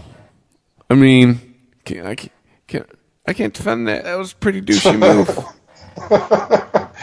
And he did it with a picture of his youngest self. Did you see that? No, I did not. Yeah, I read the stories about it. He had a picture of when he was in high school. All right, so have you been following the NBA? Yeah, there was like one fight after last week's show, and you're after last week's show, and you're like, oh, see, look, there's all these fights. It's not knockdown, drag out, boxing matches, but there's fights. It's causing people to get ejected left and right. There's fights between the players and the refs. There's fights between the players themselves. You love hyperbole, man. Like it's not like I think the bigger news is the All-Star rankings came out. I mean, let's look up. Let's just bring up NBA on the homepage here on the ESPN. The biggest news is how the NBA All-Star team was selected, and it wasn't televised because they didn't want to hurt the players' feelings about how they got selected. Oh, who got picked last and shit. I was cracking up. Oh, so no one's feelings wanted to get hurt. Right. Steph Curry was the captain and LeBron James was the other captain. They picked their team, and then that was it. Then it was all released. I'm almost to the bottom of the page. I'm still looking to see something about a fight. No, but Rich, we were talking about, did you see LeBron congratulating himself on 30,000 points? That is probably like, he's done some douchey shit. But I mean, did he write a letter to his younger self? No, his younger self wrote a letter to his older self. Oh my God! Just when I thought it couldn't get worse. I kid you not. You can see it. Look it up. There's a picture of him as a high school kid congratulating himself on hitting 30,000 points. That motherfucker's a less aware Terrell Owens. He loves him some him. Yeah, the first person to congratulate LeBron on 30,000 points was LeBron. Wow. Let me see if I can find the... Oh, yeah. Here you go. I'll send you this. My favorite meme still about LeBron James is, what if I told you the greatest comeback for LeBron James wasn't on the court, and it shows 2 pictures of when his he hairline? Oh, Yeah. oh, motherfucker. We didn't forget. Oh, no. We saw your shit was going away, and all of a sudden it came back. Don't think we don't remember shit, LeBron. No, yeah, so he posts on his Instagram. It's a picture of himself. Yeah, looking, what was he, like, freshman or whatever? Yeah, motherfucker's probably 10 in that picture, but yeah, go ahead. Want to be one of the first to congratulate you on this accomplishment/achievement tonight that you'll reach. Only a handful has reached/seen it too. While I know it's never been a goal of yours from the beginning to try (parentheses, please try) (parentheses) to take a moment for yourself on how you've done it. The house you're about to be a part of only has 6 seats in it as of now, but 1 more will be added, and you should be very proud and honored to be invited inside. There's so many people to thank who has helped this even become possible, so thank them all. And when you, the letter U, finally get your moment, (parentheses alone to yourself), smile, look up to the higher skies and say, thank you, in all caps. So should I want, thank you! So with that said, congrats again, young king. One love. Hashtag strive for greatness. Hashtag the kid from Akron. Hashtag I'm a douche. Hashtag don't mind if I don't. All right, fuck this motherfucker. Dude, I'm glad I read that poorly. oh my god, Oh, that is so douchey it could clean a vagina. straight up, dude. That's the king. Good fucking lord. Oh my. I might have to go back to the bathroom and hop in the shower while you all continue to talk basketball, because I don't know if I can give a fuck about this sport, even less than I do right now. It's like 2 showers, 1 episode. Jesus You know God. the greatest thing about that post? I don't even have to rip LeBron James. No, exactly. That is Richard said when we were in the bathroom. That is indefensible. Like, how can you defend that? Like, only the douchiest of the douchiest would defend that kind of behavior. Ugh. Should we just talk about football? but isn't this? I mean, this is why he has so many haters. But this is just a reflection on the culture that fucking surrounds, pop culture that surrounds basketball and hip hop culture these days. It's all, look at me. And here's the bitch of it, folks. Here's the bitch of it. We had this, okay? Because I know people are sitting there going, hip hop culture? You mean black culture? Yeah, that's what I mean. But we had this in white culture too. It was called the 80s. It was called cock rock. And you know what we did? We put that faggy baby to bed as quick as we fucking could the minute the clock struck 1990. All right? It took a year and some change, but we finally put a fucking stake through the heart of that bullshit. And some stoners from Seattle. And said, enough with this horse shit. All right? These motherfuckers go in the bathroom, look in the mirror, and fall in love. Fuck you. Get out of my face with this shit. You know what it smacks of? It smacks of the type of douchebags in the 80s who used to come into the guitar store I worked at and go, you got any dummy cabs? Dummy cabs, for those who don't know, are big speaker guitar cabinets. Okay, usually it's 412s. Dummy cabs are just the cabinet empty. Why they wanted them is so they could stack them up so it looked like they had a bunch of amplifiers on stage, when really they were spending time and effort moving empty cabinets to look cool. Think about that, folks. Let it sink in. And I'm not talking about doing this at Madison Square Garden, doing this at the Forum, wherever the fuck. I'm talking about doing this and if you're from Michigan, you know what I'm talking about, the Token Motherfucking Lounge. The same place you play every month. Okay? That used to have a pole on stage that the guitar players would start getting crazy and headbang and knock themselves out with. Okay? And it was a fucking, not a pole, a pipe. It was a pipe in dead center of the stage. And these assholes were running around acting like they were fucking playing from Madison Square Garden on the 5th of a 12-night sellout. All right? The fuck out of my face. This is why I can't watch this shit, man. I can't. I don't care. Can a motherfucker just go out and do his job and be good at it and be self-aware to know he's good enough without having to fucking blow his fucking back out trying to blow himself? Yeah, his name's Michael Jordan. And you know Jordan was a cocky cocksucker behind the scenes. You know he talked mad shit on the court. Difference was he knew to shut that shit down when the cameras are on and they got a mic in your face. He knew better. Like Jordan on Instagram, I'd like to congratulate me for 7 championships. Dude, when you go buy a new camera or not a camera, excuse me. See, that's how fucked up I am. I'm talking about a phone. First thing that pops in my mind is because I see everyone, they're either using their phone for some sort of social media or as a camera. I don't even think of it to call people anymore. I'm the only one apparently that calls anybody. But when you go to buy a new phone, and the first thing, which I did a year ago, and the first thing the salesman says is, oh, the rear-facing camera has a built-in selfie light and is 15 million, billion, gazillion, trillion, whatever megapixels for the clearest selfies possible. Motherfucker, do you see the gray in my beard? Do you see the gray in my hair? I am 40 years old. I don't give a fuck about no selfies. For peace time again. Like, seriously. But that tells you what you need to know. You got fucking men older than me walking around thinking they're in a Regal Beagle with their shirt undone to their belly button, their chest hair puffed out, taking pictures like they're at fucking Glamour Shots Circus 92. The fuck is wrong with people these days? Seriously. You know what? Fuck it. I'm done. Putin, come over here and butt fuck these bitch boys until they love you, because apparently we've got a bunch of half fags in this country that want it. So come give it to them. I don't know what else. North Korea, come give it to the rest of us. I don't know. Fucking, you got to be kidding me. How do you congratulate yourself on social media? Seriously. Not tongue in cheek, not with a self-deprecating wink or nod, but like open letter to yourself from your younger self. That's even more asinine and bullshitty than here's a letter to my younger self. I cringe when I hear that. This, I don't even cringe at. I'm beyond cringed. I don't even know what the fuck I am.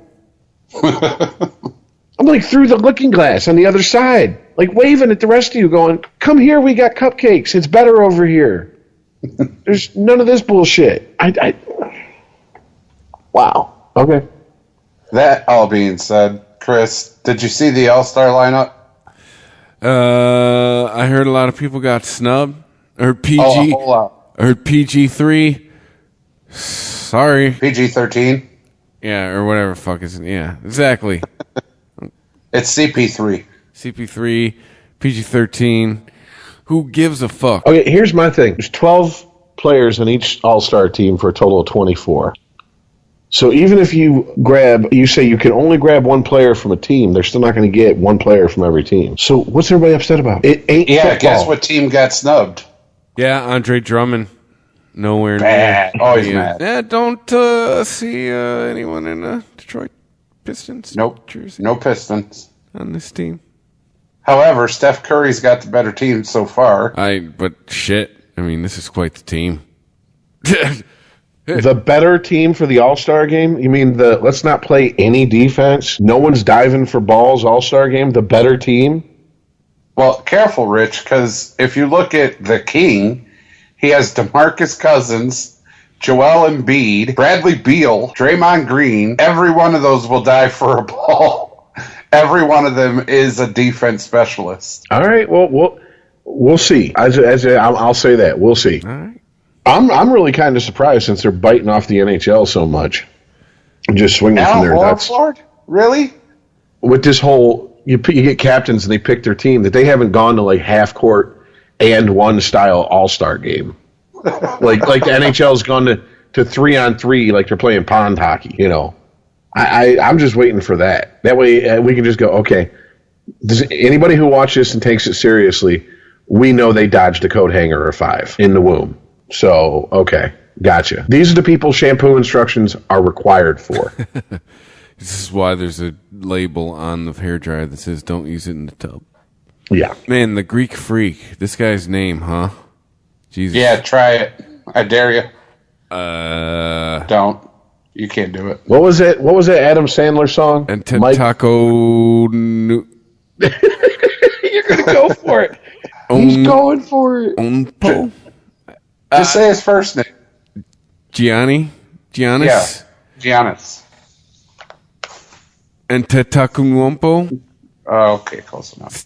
Steve motherfucking Polychronopoulos? Exactly. Exactly. That's exactly what I was thinking. I want to see how Google says that.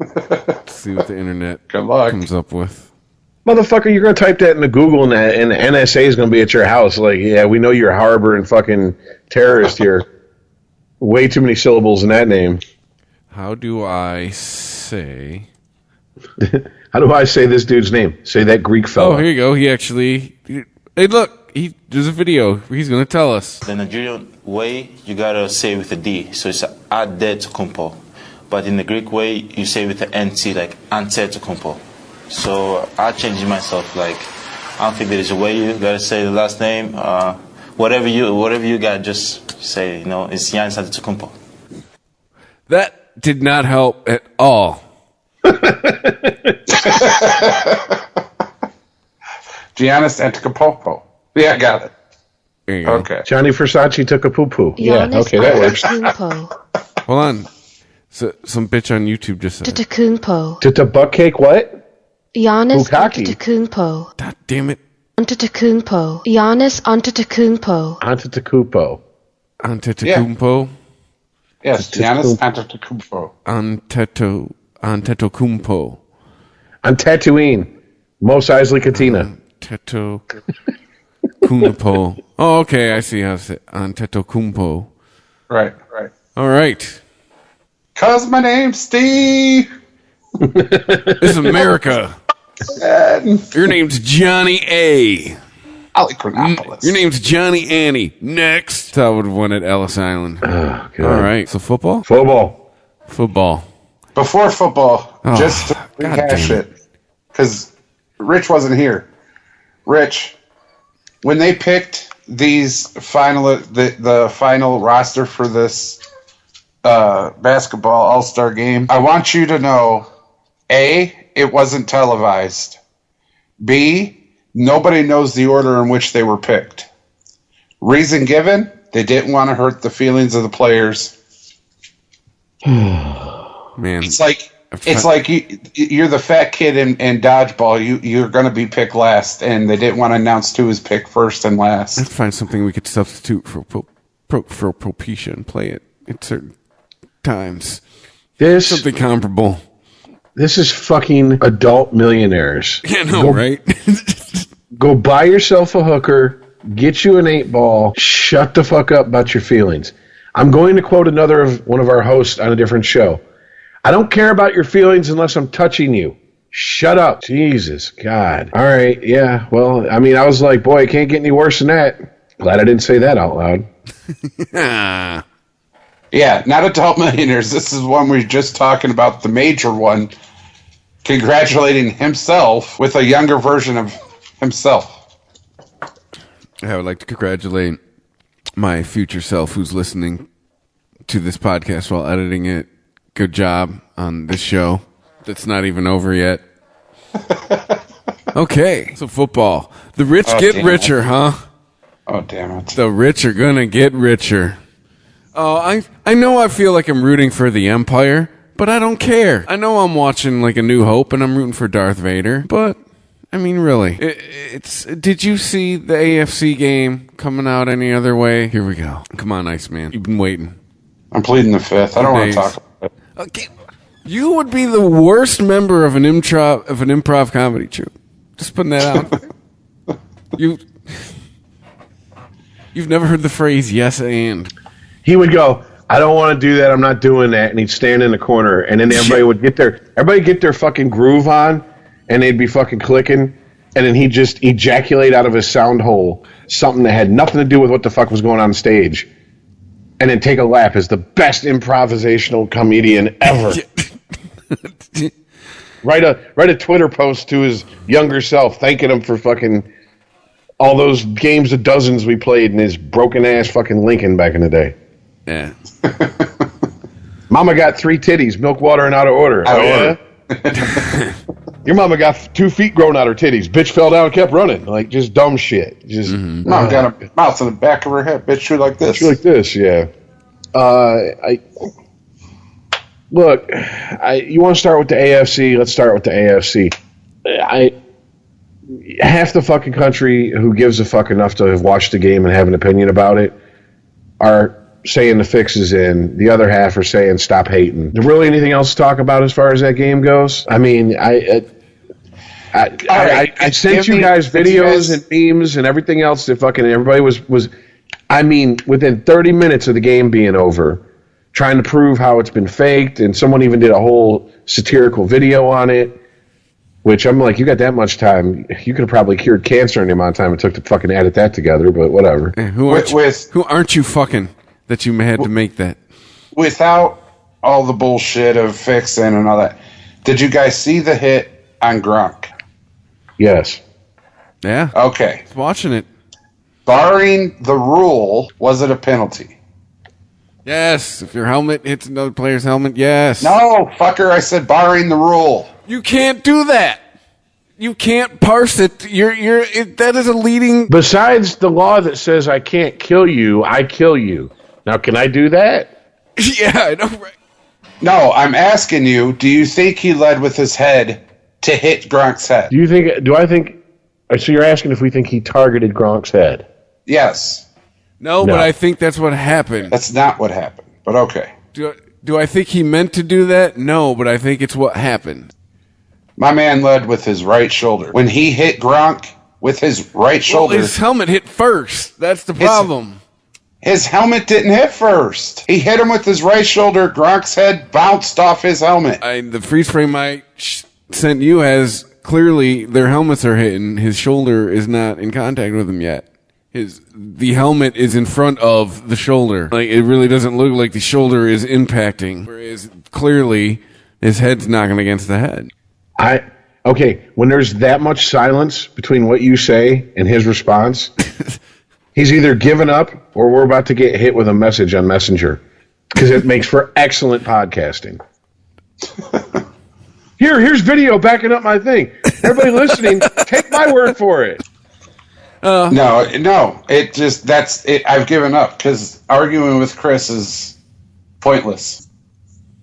In the face of death, sports is pointless. Okay? Fucking, this is all, we're all fucking rearranging deck chairs in the Titanic waiting to fucking be worm food, so you might as well have some fun and argue while you're here. What I have deduced is Earl and I would be either the best or the worst play-by-play team, depending on what you're into. Really? really. Like, yeah, we would be like the antithesis of Pat Summerall and John Matt. What the fuck is wrong with you? Are we watching the same game? And you can see here with the way he throws, well, that kind of reminds me of Brett Favre. But whatever. Everyone can talk about the fixes in all they want. Bullshit. Because going into the fourth quarter, Jacksonville had the ball twice as long as the Patriots. If you've divided it up, out of the 3 quarters, Jacksonville had it 2 out of the 3 quarters. All right? And going like into the fourth quarter, and you only scored 6 points in that second half, shame on you. That had nothing to do with the fixes in. It's like I said in the chat, and whether the fix was in or not, it's getting fucking boring. I called it, everyone. Well, it was boring because it was Blake Bortles. It was like Tom Brady. It had nothing to do with Blake Bortles. Oh, was there a game today? With the fucking Patriots. By the time it's fourth quarter, Tom Brady's like, all right, I guess I'll get to work. Okay, wait a minute. Let me indulge you for a second and ask, why is it boring? Because you knew the outcome. It's like when I was talking about, when I called it in the fucking chat. I said down to the fucking minute what was going to happen. Because if it was Tom Brady and Drew Brees, it'd have been watchable, and who knows? You'd have been like, oh, it's possible Drew Brees comes out of the other end of this one. But it's him against Blake Bortles. That's why it's boring. For everybody listening, when I called this, I said it looks like the WWF or WWE or whatever the fuck. The wrestling. It looked like Hulk Hogan, and he's about to shake his head, and he's getting pounded on for fucking 3 quarters, but he's shaking his head, and now he's standing up, and he's shaking the finger. Now you fucked up. You fucked up. You know that, right? Here it comes. The big boot and the leg drop. And then I said, watch, in the next 2 minutes, the Patriots are going to drop the atomic leg drop on their ass. And in 2 minutes, almost exactly, hey, man, Brady throws a touchdown. That's just boom, excellence, all right? That's just a culture of winning. Oh, okay. But, excuse me, they weren't the best team on that field that fucking day. No. The fact that fucking Belichick had to pull out these gimmicky-ass trick plays. If you have to pull out gimmicky and trick plays, you're not that good. He said that before. The fact that he had to pull that shit out tells you all you need to know. So I don't see how it's. I mean, okay, you called the Patriots are going to win, blah, blah, blah, blah, blah. You also said something that we've all said on this fucking show numerous times before. Belichick's a master at making adjustments, and he made the proper adjustments. No, I get that, Rich. If anything, I would say they were out-coached that game. Future Lions head coach, Matt Patricia. It's starting to look like Hogan. Hogan's not the best wrestler. He gets his ass beat for 90% of the match, and then the last 10% of the match, he's like shaking his head and shaking the ropes, and you fucked up, and here he comes. He pulls like 4 moves and 1, 2, 3. It's the same thing that the fucking Patriots are doing. It gets old. It's like, well, that's game. And the other team's up by 10 points with 4 minutes left. You're like, that's game. This is excellence. That's all it is. Dude, that really was. I'm with Rich. That was out-coached. Also, too, okay. that was also Jacksonville doing what they have done the entire playoffs, is they have played not to lose. Like, they lucked out with Pittsburgh, but they did not play. You had the ball for 2/3 of that game going into the fourth quarter, and you only had scored 6 points. That is on your offense. Your defense was doing all they could. And in the end, they're up against the master, both Belichick and Brady. Your offense should have came through for you. And that's all fine and dandy, Chris. And every bit of that is getting absolutely boring. Don't watch. I asked you in the chat. I didn't. Why do you watch? I told you. I started the laundry. My wife changed the channel to a different show. I had to ask if Jacksonville turned it over on downs yet. I knew it was coming, and it happened. So precision bores you? Precision bores me. No. The shit that you sit back and go, I've seen this before. I know what's going to happen. This is nothing new. Why does this look so fake? That bores me. How fake? How's it look fake? Because I knew it was coming, bro. That's because they played Jacksonville.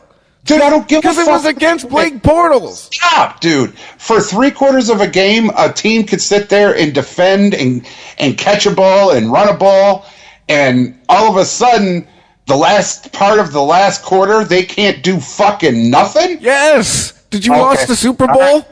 Did you watch the Super Bowl a year ago? Absolutely. Not okay with it. Then don't watch. Stop watching football. I did. So you're not going to watch the big game here in 2 weeks? All right. Because it's fake?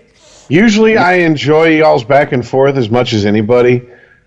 But, Chris, stop encouraging the co-host of a sports show to stop watching the sport we talk the most about. Well, I mean, if you think it's fake, why would you continue?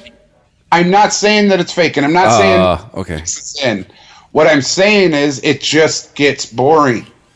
When I watch a Patriots game and I know the fucking ending, I don't need to watch it anymore. So should they not play shitty teams?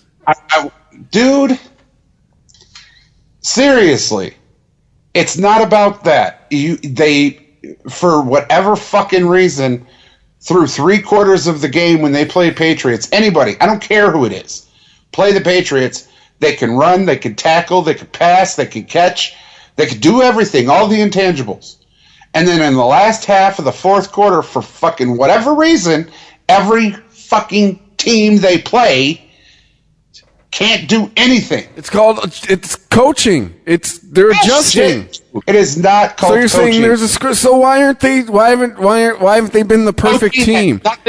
If that's somebody hitting a receiver in their hands and not being able to make the fucking catch. If that's the script every game, why haven't they gone 16-0 and completed the perfect season, and we no longer talk about the 72 Dolphins? If that's the script, if that's the script in the hand at the end of every game, why don't they win every game? They did go 16-0. They lost the fucking Super Bowl. What? Somebody go off the script? Somebody go Bret Hart on their ass? Had to have. Reverse the sharpshooter. Ring the fucking bell, yo.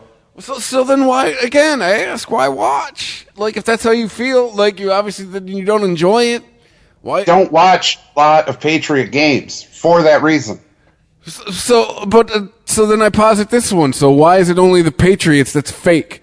So out of all 32 teams, one team's fake, and the rest are all above board. It's not about fake. It's not about a fix. It's about boring. It's the same thing over and over and over. So excellence. Why do I have to watch it? So excellence bores you. It's not excellence. So just bro. going in a culture of dominance and winning bores you. Yes, it does. As a matter of fact, it does, Chris. So you're going to be bored of Golden State in a couple years? Those late 90s Red Wings bore the fuck out of you? Terrible. Man, another one of these cups? You can call it what you will. I'll call it what I will. We'll agree to disagree on it. You can watch it. I don't need to. All right. I literally wrote what was going to happen before it happened to prove to you that I knew what was coming. So, I guess what I'm taking away from here, maybe I'm being short-sighted, you either think it's fake or you're bored by a team that's just dominant. Which one is it? Listen, I'm bored because I know the fucking ending. I proved it to you in the chat. I knew what was coming. There was no reason to watch. How did I choose A or B and you choose C? Because that's what I'm telling you. You're trying to tell me that something I'm not thinking. I knew the end of the game. Wrote it in the chat before it even took place. So then you think it's fake. You think it's pre-scripted. I don't know why they do this. Well, I'm not going to say that it's fake or fixes in or it's bullshit. I don't know what happens. Maybe it's great coaching. I don't know. I know the end. Hold on. Let's get this right out in the open. Let's get it all out here, and let's get the opinions on this first. There's been a lot of talk. The fact that wasn't a whole lot of fucking penalties called on one team. The fact that there was some questionable calls. Facts that that the video, this is video proof. Now, the NFL tried to spin it, but, after a Patriots touchdown, one of the Patriots goes after one of the Jaguars. The ref breaks it up, and then two Patriots start celebrating behind the ref, and the ref goes to turn to break it up, and he appears to be smiling, and he pats him on the shoulder and all that.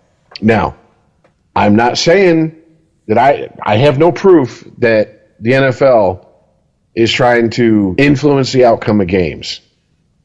But that's an accusation that's been leveled at all sports for a long time now. Don't you think the NFL should probably fucking, have a conversation with that fucking official and be like, look, I don't care if you turn around and they're gangbanging your wife. All right? High five. Keep a poker face. Because the shit did look suspicious. And the same ref came up and congratulated Brady after the fucking win? Exactly. Was he from Didn't Boston? go console the losing quarterback. Was he from Boston? Yeah, but when you're on that field doing that job, you're supposed to be impartial. Absolutely. That is not in question. And any appearance of being partial is a problem that you have doing your job, in my opinion. I mean, if my job is to stay stone-faced and make judgments, and I'm up there, like a judge, and I'm up there during testimony making faces because, I don't believe this motherfucker, bitch, please, and doing that. Come on now. Now, even if I do make an impartial decision, that's going to look a certain way. And for a league who's had quite a few problems and is trying to get their ratings back up. And by the way, the whole ratings taking a dip thing, I just want to say real quick, I don't hear it anymore from the media constantly. I hear it from the NFL and the people hired by the NFL to talk about the NFL. So if it's something that they want to fucking not address, why the fuck do they have these people who they're paying address the shit constantly? It just makes no sense. But once again, this is the same league. It's got officials out there cracking up like they just, heard the best, little Johnny at school joke in the world in the end zone in the AFC Championship game. And then going up and congratulating one player and not the other player. Why are you congratulating anybody? Do that off the field when there's not a million cameras on you. Yeah, that's perfectly acceptable. I bet if he was set to ref here in a couple weeks, I bet he's not now. Because that's just a bad look. I don't... Even the biggest motherfucking apologist for the NFL has to admit, come on, guys, it's not a real good look right there. Come on, man. Professional it up a little bit. Come on. Save it for the fucking locker rooms. There's nothing to stop a ref on the way to the locker room from looking over, tapping Brady, hey, man, good game, congratulations on going to the Super Bowl again. But to do it on the field, the cameras rolling, after you get caught laughing and giggling like a little schoolgirl just saw a picture of your first penis in the end zone, come on, man. It seems like the NFL doesn't care anymore. They just want to fuel the fire to keep people talking about them. They're like the badass little kid that all of our friends have.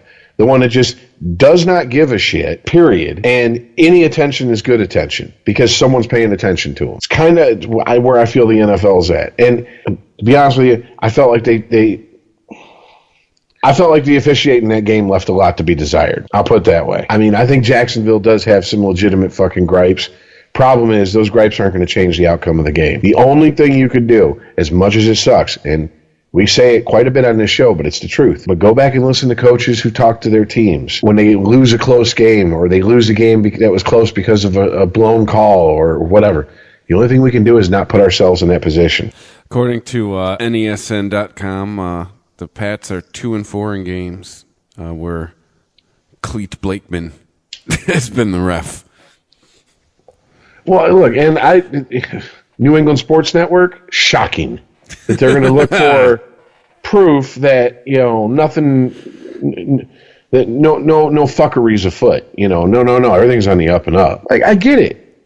Well, that's too, and then it's funny all the things about the conspiracy are coming from Jacksonville sites. There was a lot of people online, not Jacksonville Jaguars fans, saying, the fuck is up with this game? Especially the closer it got to the end. And believe me, you should know me well enough by now on this show, Chris. I don't fucking pour fuel on fucking Iceman's fire about shit like this unless I fucking think, like, he's got a valid beef about shit did come off a certain way. I can't argue with him on that. But the next question is, how deep does it go? What, is it just this one team? No. I mean, look, I don't know. I don't claim to know the inner workings of the NFL. I can tell you this right now. That article on the Patriots, if it is even 50% factual, that is a franchise that is in complete fucking disarray. I mean, it seems to me, though, or not disarray necessarily, just not all on the same page, I guess, is the cliched term I'm looking for.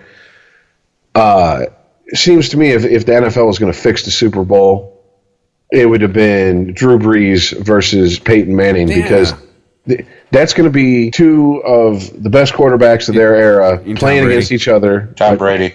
Yes, Tom Brady. Two of the best quarterbacks of their era playing each other. And no matter what, there's a chance that one of them is, might say, no matter what Tom Brady says, there's still a chance that one of them might say, after winning the Super Bowl, it's been a great ride, but I'm announcing my retirement on the podium. Because that seems to be a new thing in the NFL that the NFL lives for since Jerome Bettis did it. Like, they want that every fucking season now. They want someone to get up there and say it. Ray Lewis did it. Peyton Manning didn't do it, and then ended up retiring anyways. And they gave him shit for it in the fucking press and on the NFL talking head shows. Hey, Rich, you know what's ironic about you saying who should be the Super Bowl this year is Saints were last second beaten by what's called the Minnesota Miracle, and all of a sudden everybody on Minnesota was shocked, even the guy who threw the ball. Like, oops. How the hell did that happen? He was supposed to get tackled. Well, there was no Minnesota Miracle this week. Oof. Sorry. No. Oof. And I'm going to be honest with you guys. I started watching the game, and then I just was like, okay, yeah, I'm done. I was too. I'll take that risk that I'm going to miss one of the greatest comebacks ever, but I don't think I'm going to. No, I turned it off and went and took a nap. Yeah, at halftime, I didn't even watch the second half. Yeah. And it occurred to me that I totally underestimated Philly. The dog mask and everything, I thought they were just psyching themselves up for the loss. But Nick Foles played like the game of his life. Well, the Philly defense was sitting there going, we're the underdogs. Yeah. We're the underdogs at home. Motherfucker, you know that Carson Wentz didn't play defense, right? They have only let by 17 points in the playoffs. That's insane. Yeah, that's what I'm saying. They were like, Carson Wentz wasn't on our defense, right? Watch this. Hold my beer. If Carson Wentz were playing in the big game, I might pick the Eagles. But yeah, who was thrilled about that Minnesota game? Sam Bradford. He's like, yeah, bitch. Guess who's starting in training camp? Me. Because, Case Keenum, where the fuck did he go? That's Case Keenum proved he is who I thought he was. No. Really, man? Really. You think he gets a contract with another team in the offseason and ends up in a championship game next year? You know he's been playing football until this year, right? Yes, I do. But you know that his whole season was a masterpiece, right? Yeah, this is it. Sell now. Your stock's at all-time high, Case Keenum. It ain't going to get any higher. That's true, too. But no, that last game does not make Case Keenum. I'm just wondering what the fuck happened. Because he played like shit. He folded, man. Like a cheap suit. That was terrible. We ain't seen him play that bad all season long, including the playoffs. He's the captain of the fucking Minnesota Miracle. How the fuck did he get whooped like that? Throw all the interceptions and shit. I don't know. Let's be honest. His luck ran out, son. He used up an awful lot of it on that Minnesota Miracle. Because let's be honest, it should have been the Saints in that game. I don't know. I know that, first of all, I guess congratulations to Philly. You'd think they've never been to a Super Bowl before. I seem to, but, whatever. Oh, God, they punched a horse 2 weeks ago. What did they do this week? Well, first of all, the cops were greasing down the light poles to keep the fucking fans from climbing on them and tearing them down. Hey, Philly, societal indicator. The cops were greasing your street poles so you wouldn't climb up them. Just putting that out there. Might want to look in the mirror, City of Philly. What else are they doing, Rich? Second of all, there was a 100-year-old Vikings fan named Millie. Oh, yeah. Who was rooting for the Vikings, and on live TV, they got a chant going on 2 separate channels of "fuck Millie," because fuck 100-year-old women. She didn't care. She's drinking a screwdriver. There was numerous fights. There's a video. There was something else they did. Well, they were telling people to. They were telling businesses to bring in trash cans or anything that could be picked up and thrown through a window. Again, City of Philly, gut check time. The 2 videos that I saw that pretty much summed up when Philly wins or loses was one guy was climbing up the seats in the upper bowl, got to a seat I guess he felt comfortable in, and then fell forward and slid down 4 or 5 rows of seats before catching himself and going off the upper bowl. And then Someone took a dune buggy up the Rocky stairs.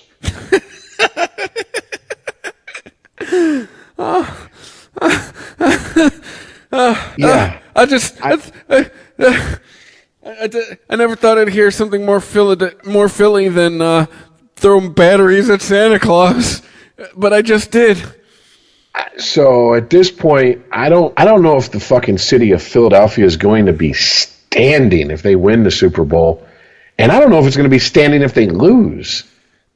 I think it's just what we're saying is Philly is canceled. Everybody, since y'all don't know how to act, Philly, you're on timeout till 2019. Seriously, the Sixers, you're gonna have to find another place to play. Philly, yeah. Yeah, that's too bad for the Flyers. They're actually on a tear at the moment. But all yeah, right. Just beat the Red Wings last night. I watched it in overtime. Boy, yeah, boy, do we suck. Yeah, if we're talking like a fix to be in, oh boy, that would be the game. What? The NFC Championship?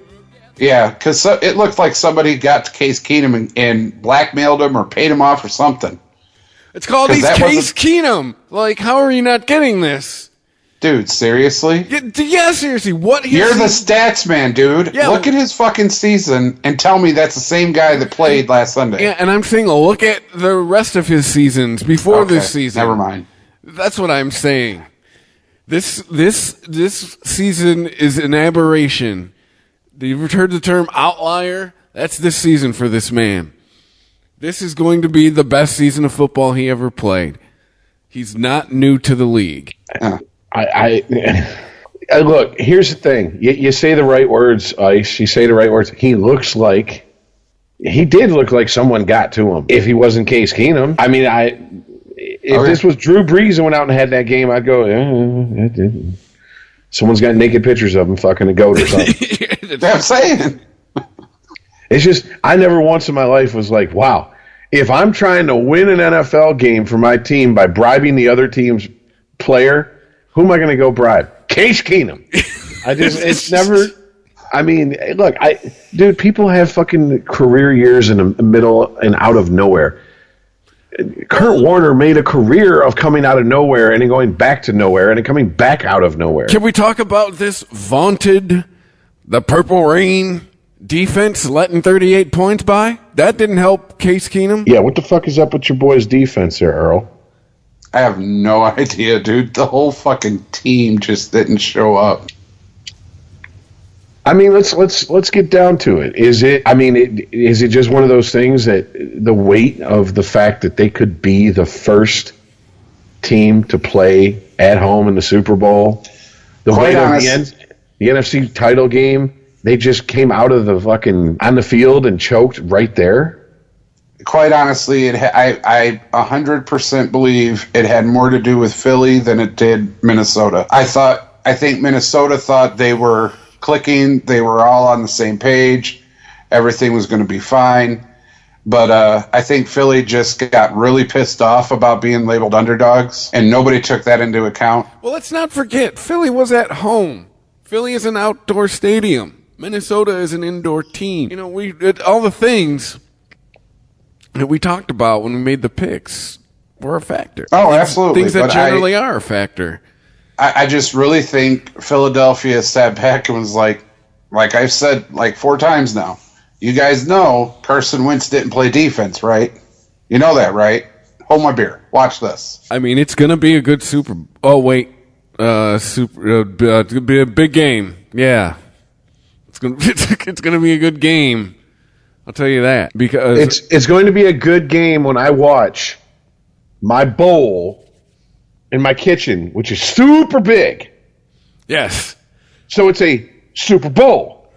That's what I've nicknamed it. Oh! I was talking to Aaron. We could do that live, Rich, if we are so inclined. I'm working on it. We'll figure something out. Look, that's called a teaser. We might have a show, just a standalone show of us watching and talking shit about the game we're watching. And I know why Iceman doesn't want to join, because there's no time for him to talk. When the game's on, he's paying attention, and the motherfucker watches commercials just as much as he watches the game. So, Yep. We could have him call in at halftime. Check in. he wants to see if Justin Timberlake's going to show us another dried up old black lady titty. Did I just see it? I did. Maybe he'll up the game and pull out one of his balls. Look, it's 2018. Just whip his dick out. Here's my white privilege. It's the nickname for my dick. White privilege. Oh shit. Well, I mean, look, that NFC Championship game, who I expected to win won. To be absolutely honest with you, I have no dog in any of these teams left. I really didn't give a shit. I was hoping the most interesting aspect would have been to see the Vikings play in their home stadium for the Super Bowl. But since that's not there, the only thing I can say is, fuck it. Might as well root for history, I guess. I don't know. I mean, 6 Super Bowls, 1 quarterback. One coach. 1 coach, 1 quarterback. Those are only 2 people from that team that played in the 2005 Super Bowl, but it was for the 2004 season. Those are only 2 that are still there besides Robert Kraft. Gonna have to rename that trophy. So, I mean, that's pretty fucking impressive, because how many times since that Super Bowl has all of Philly's roster turned over? Like 4? Yeah, so, yeah. Wasn't Michael Vick the quarterback when they won their first Super Bowl? Or no, he's probably still in college. I mean, it's just, so I guess, yeah, root for history. I will say this, U of M fans, shut the fuck up about, he's a Michigan man, he's one of ours. You didn't even want him to start when he was here. I remember it. Shut up. Don't be like that. I swear to God, I am so in lockstep with MSU fans who are like, would you shut the fuck up, Wolverines fans? And I'm right there like, yeah, shut up. They're like, asshole, you're wearing a fucking Michigan hoodie. Yeah, well, you know what? Sometimes you just got to look at people you love and go, shut the fuck up. And then you just move on with life. It's just, it happens. When I watch the Super Bowl this year, it's just going to be for commercials. I'll call in and talk to you guys while that's going on. I've seen this show before. So fuck it. There's only one game to pick. So What you're saying is that Philly's going to lead the game up until what minute of the fourth quarter will the fucking comeback start? I will gladly put this on record for you. Yes, Philly's going to kick some ass and take some names. This game is going to be looking like it's heading to the fucking Philadelphia Eagles. And then the third quarter is going to start coming to an end. And Tom Brady's going to be shaking his head and his finger at his offense and his defense, just like he did last Sunday. And all of a sudden, fingers are going to be waving like the no sign. And then Tom Brady's going to throw some people into the ropes, hit him with the big boot, launch himself off the other ropes, and drop the atomic leg drop. He's going to get all Dikembe on him? No. That's it. That's what Hogan did. You do not know the way. Yeah, man. I'm calling the opposite, man. I'm calling New England's going to fucking house them. New England's going to put on a show. New England's put on a clinic. Here's how it's done. And then one of them's retiring at the end of the game. I'm not sure which. That's not the New England way, man. There will be a retirement. The Patriots do the rope-a-dope. Sit there and take all the shots and all their best punches, and when they're fucking tired, game on. Dude, I'm saying they haven't housed anybody in a Super Bowl in a while. They don't have Gronk, dude. They can't house people right now. Well, he's okay. I made this point, and many people have told me it's a good point. They're used to playing without fucking Gronk. All right? Motherfucker gets hurt half a season every fucking season. Gronk's on the field all the time, man. They are used to playing without Gronk. They've done it before. Him being injured is not new. They've never won titles without Gronk. It's impossible. It's all fixed anyway, right? Doesn't matter. See, I'm just sitting here like I already made my bold prediction last week, so all I can do is say I think it's going to be New England. My bold prediction's already been made, so... I got a cash money bet that there's going to be champagne in the end zone surrounded by 4 referees. Anybody? Wow. Whatever deep state. See, deep ice. There you go. I know, right? You're going to make me get up and be all jacked. Don't do it. Motherfucker, you're going to have 15 nicknames before we end this podcast. And I'm not talking about end it tonight. I'm talking about end it for good. Dude, you got deep state, deep ice, man. No, man. See, I just admit what you want them to do is stop playing the national anthem and to play I'm a Real American instead. Because nobody kneels when the Hulkster gets going, brother. With those ripping guitar solos, brother. Get 8 hours of drugs. Make sure you sleep. Say no to milk. Not the national anthem. They can play that. Everybody's got to kneel. But they got to stop playing Crazy Train and start playing I'm a Real American. Because that's how that shit goes down. So what I'm picturing right now is some fucking lineman from the Eagles, some big hulking motherfucker, got him in his fingers down, and Tom Brady, and Tom Brady's on one knee, and he starts shaking, and he comes up, and the dude slaps him, and he's like, "Oh, I'm feeling it now." And then we switch to the fucking camera. You fucked up. You know that, right? You know you fucked up, right? And he's all breathing through his mouth and shit, and like sweat blowing out his mouth, and just eyes all big. You got me all fucked up over here about this. Well, you think they're fitting though? He already does that. Yeah. You didn't see him last Sunday do it? Whatever. Like I said, you either think it's fake or winning bores you.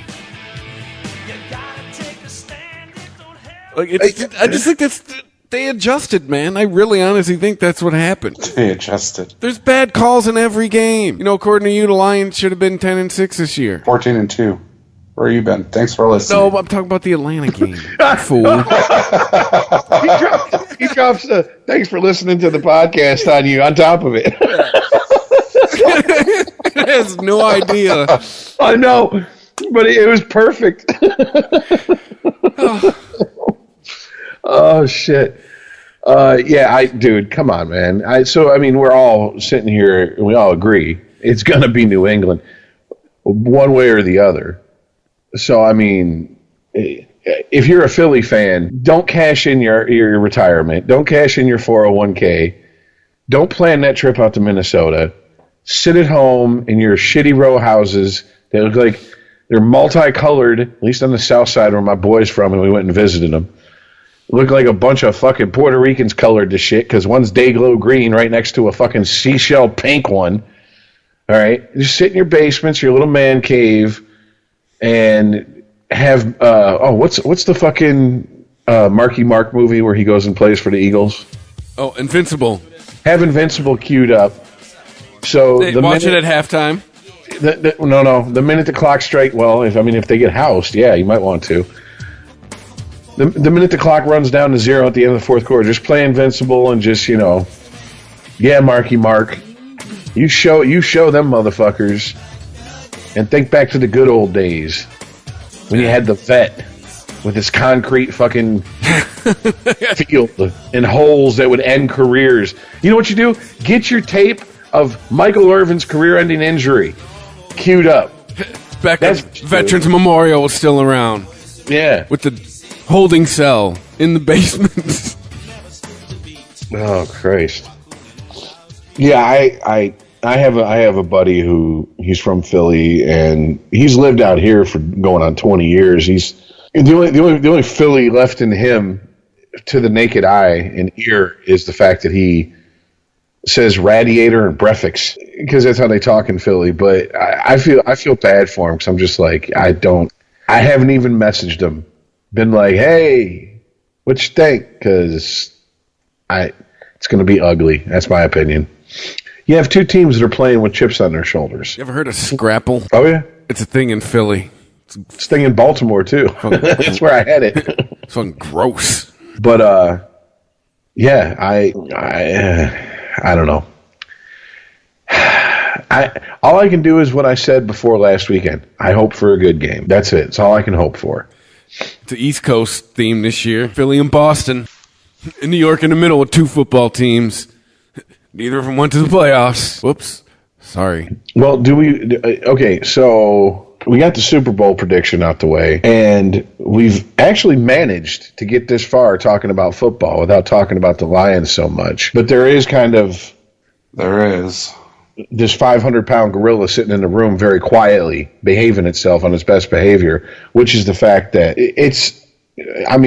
guys, if we had to bet our life savings, Matt Patricia's the new head coach of the Lions. Am I correct? Yeah. I mean, they're already reading an article from CBS Sports yesterday talking about he's already letting people go. Yeah, but they haven't assistant coaches and shit. They haven't announced it. Well, I mean, Terrell Austin. Later, see ya. That's Well, he went to go to have the same job in Cincinnati, which makes no sense. That's a lateral move. Working for a coach that was supposed to be retiring. Don't you want to move up in the coaching ranks, not laterally? I know, right? Okay, whatever. And yeah, apparently the rumors that we heard that we discussed, I don't remember if we did it on air or if we did it when we were just talking about shit pre-show a couple weeks ago, but he took that job. Jim Bob Cooter comes with that first season because Cooter's going nowhere. So, I mean, how do you think this plays out? I mean, if the offense comes out and shits the bed, does that buy Patricia one more, like a mulligan of a first year because he didn't have his guys in there? Yeah, it does generally for people. So, I mean, we're looking at what? Most likely, unless he absolutely 100 positively % shits the bed, we're looking at what? 5 years? I would guess, yeah. Well, what did we get out of Caldwell? 4? Got 4 out of Caldwell. Got, 3 out of Schwartz? Mm-hmm. And before that, the coaching carousel was going on, so forget it. Rod. We got some big, strong men. We're working on our pad level. What the fuck are you talking about? My what's his name? My ex is strong. Bow-legged motherfucker. You know that was Matt Millen that made him walk that way. Fucked him so hard in his ass. Oh. Had to taint Mooch's career.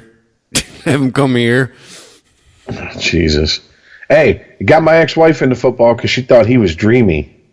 He's got pretty eyes. He's a good-looking older man. Like, yeah, okay, whatever, bitch. Just watch the game with me and be quiet. Yeah.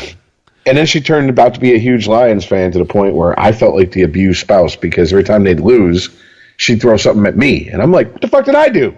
I'm a Tampa fan. Do you see what they're doing? Nothing. I didn't miss my blocking assignments. Leave me out of this.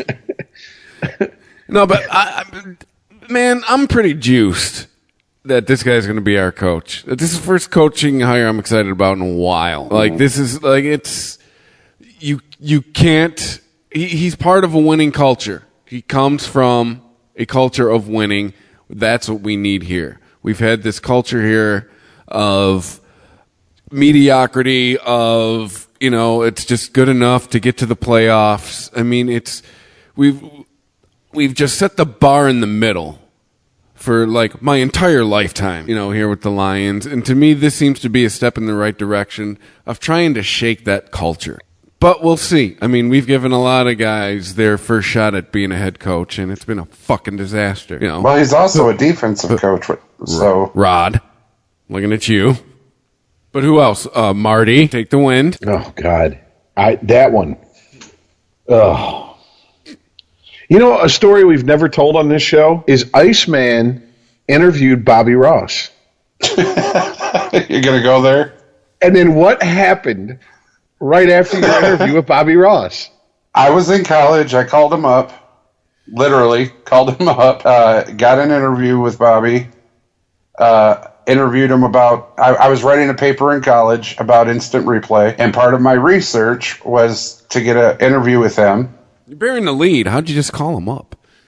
Did you just get out a phone book? Detroit Lions, Bobby Ross. Pretty much. Interesting. But we'll start booking guests. But yeah, I called him. Had a very interesting conversation about his thought process on instant replay, and then the next day, I think it was. It was. Because you called me because There was no texting at this point in time. He called me and said, guess what I just interviewed? I'm like, why the fuck are you interviewing anybody? I don't know. And he goes, Bobby Ross. And I was like, did you win a raffle or something? How the fuck did that happen? You dying and I don't know about it? And we had the conversation. And then the next day, Bobby Ross retired. What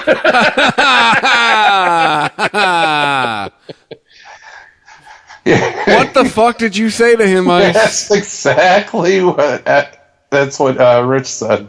The fuck was your conversation? The fuck did you do?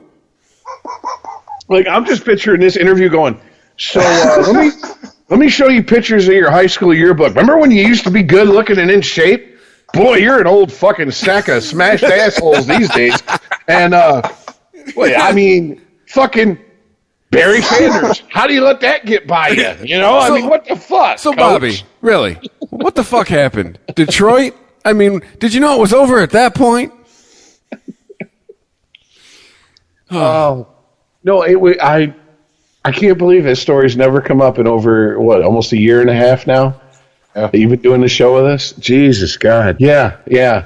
So, I mean, here you go, Lions fans. If you pine away, if there's anybody pining away for the Bobby Ross era. that explains a lot. It's guilt. That's why you 14-2. It's residual guilt. Okay. Oh, there you go. It's blue and gray guilt. You're the white guilt. We have blue and gray guilt.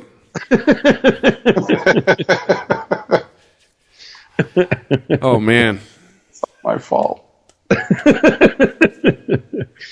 It's fuck. Well, yeah, Patricia, man. I mean, we'll see, man. I mean, because just what you were saying, Rich. He'll get to go, hey, I tried it with your guy. Now can I try it with mine? I mean, every coach generally gets that opportunity, don't they? I mean, unless they go, well, fuck. I mean, all bets are off the table. That asshole in Cleveland still has his job. Cleveland is the high school kid who's still eating paste. Like, so you just give him a pass. You're like I was gonna say, unless you go 0-16, but I mean, so yeah, you get a chance to probably go, hey, can I bring in my guy, please? Cleveland is the team. No, Cleveland is to football what the one guy in class is to the class that you're glad they grade on a bell curve. Because he brings it down to make you look good. You're like, well, at least I'm not him. Jesus, fuck. Would you look at him? Dude, you can't go by what Cleveland does. Come on now. I mean, they're about to ruin somebody's career with the first pick overall. So it's just... I know, right? I mean, okay, who was the quarterback who was like, I look forward to being drafted by Cleveland and changing the culture? And I was like, oh, you just signed your death warrant, sir. Yeah. You might as well. You should have kept Cleveland Browns, Dog Pound, any Rock and Roll Hall of Fame out your mouth until after the draft. You want to just retire now? You know what? Fuck it. If they're willing to pay him a paycheck, what Cat Williams say? Get your money, boo boo. I ain't mad. Go get paid. But god damn, you're almost. Dude, seriously, it's like walking up to a great white shark and sticking in with it with his mouth open and sticking your hand in there going, I dare you to bite down. It don't take but a flinch to lose that arm. What the fuck are you doing, bro? I can't even remember his name because it's just, I really should, but I'm fucking tired and it's not as late as we have gone, but it's getting there. And I'm just like, you gotta be kidding me, dude. I mean, now as far as what Detroit does, I think they're gonna run with Matt Patricia unless he pulls a fucking Charlie Weiss. But if he pulls a Charlie Weiss, he's probably going to buy himself an extra year or two. Because if you remember correctly, Charlie Weiss went to Notre Dame and actually did all right for his first 2 seasons. Then the rest of his career at Notre Dame happened. Then Iceman called him, and Charlie Weiss was like, yeah. I got this lap band surgery, I'm skinny, I'm going to enjoy retirement now. So I don't know what the fuck. Look, he's an unproven commodity. Yeah, the hype around Matt Patricia is, he's highly intelligent. He brings a new type of thinking to defense, a new type of metrics to defense, and I mean, I knew if he came to Detroit, Terrell Austin was gone. I knew that. I honestly didn't think Terrell Austin would take anything less than at least a defensive coordinator job with a contender. Like maybe I could see him being the head coach of the Bengals, but I mean, because how many years now has he been interviewed for head coaching positions? Like every offseason for the last 4 years, teams come calling, asking permission to interview him for a head coaching position, and that's the position he takes. And I know this is a dead horse on this show, but how shitty does Marvin Lewis have to be to get fired? Apparently, he can even be sub 500, and I don't understand it. You know how women date or women do relationships? They get into one, they get comfortable, they put on the fucking, the freshman, 15 to 45, depending on your chick. Then the guy gets comfortable, and then they get pissed at the guy because he's comfortable. Then they go lose 30, 40 pounds, and they get their real estate license. They find a new guy who's 6'3". They start fucking him, make sure, It's oddly specific. Dick and pussy meet together. And, I mean, switch the jobs out and how much pounds were lost. And this is Earl and I's entire fucking group of friends from high school's lives. And then they leave. Okay, Cincinnati is that girlfriend who can never lose the weight nor get her fucking license. They want a new boyfriend. They just can't attract a new boyfriend. So they're just like, well, I mean, the dick you know is better than the dick you don't, I guess. I'm not being single. I'm not paying all these bills by myself. I'm going to stick with the motherfucker who's just wants a blowjob every couple times a year. He don't ask for nothing weird. There's no lollipops in his mouth and butter up his ass. He just wants a blowjob every once in a while. I just throw him a blowjob, and he leaves me alone, pays half the bills. That's good enough for me. That is the Bengals. Cincinnati, you got the Bengals, you got the Reds, and that's it. It's on their state or their city motto, by the way. And you have to share both your teams with Kentucky. Yeah. Whether they want them or not, you do, because you're a border city. So Cincinnati, because Louisville said no. I don't know. I mean, of all the coaching shit, that's the one that and like I said, Cleveland, they're on their own. We used to say this back in the day. They're on some other shit. I don't know what shit they're even on, but it's other shit. It's other shit to the fifth. The other white meat. Yeah. I don't even know, man. No, they're on like, hey, we won basketball championship. We're good. That's the shit they're on. Hey, the Indians are doing better. That's the shit they're on. I guess, man. I guess. But yeah, here is, to me, as a Bucks fan stranded in Lion Country, as an outsider, I can say this. There is not the excitement I thought there would be for Matt Patricia swirling. Because this is a city full of tards that got excited about Reggie Bush. I'm just saying. They get excited about the wrong things. Hey, we're getting a running back who gets injured every year and has been fairly pedestrian. Oh, our president answered. Meanwhile, a guy who's probably like the beginning piece of actually changing the ways around here, and we're underwhelmed. How many people were talking shit on Sunday when the Pats were down 20-10? Oh, there we go. This guy's going to be here. That's what I'm hearing Monday, Tuesday, Wednesday when I listen to local sports talk radio. That's what I'm hearing. Like, he ain't shit. Look at the AFC Championship game. As if his entire career is based upon one game. As if he just he put the controller down, stopped playing Madden, got hired for that one game, and that's his sample size. Not what he's done since he's been there. None of that matters. So I mean, I know that strength of schedule next year. Lions have got a rough one. I mean, but welcome. You want to be, what's that cliche? You want to be with the big dogs? You want to run, whatever. You want to run with big dogs, get off the porch? There you go. I mean, can't expect to run with the wolves at night if you spend all day sparring with the puppies. We got another cliche. We're going to do 3 for 3. But yeah, I mean, it's truth, though. Yeah? I've never gotten better at anything by trying less hard to get better at it. Well, too, it's to be honest, too, it's the caliber of team you see in the playoffs. You know, if you're going to be worth the shit, this is you're going to be King Dick. You know, these are going to be the people you're going to face. The fuck, man? Am I having an acid flashback, or am I hearing fucking Thomas the Tank coming down the line?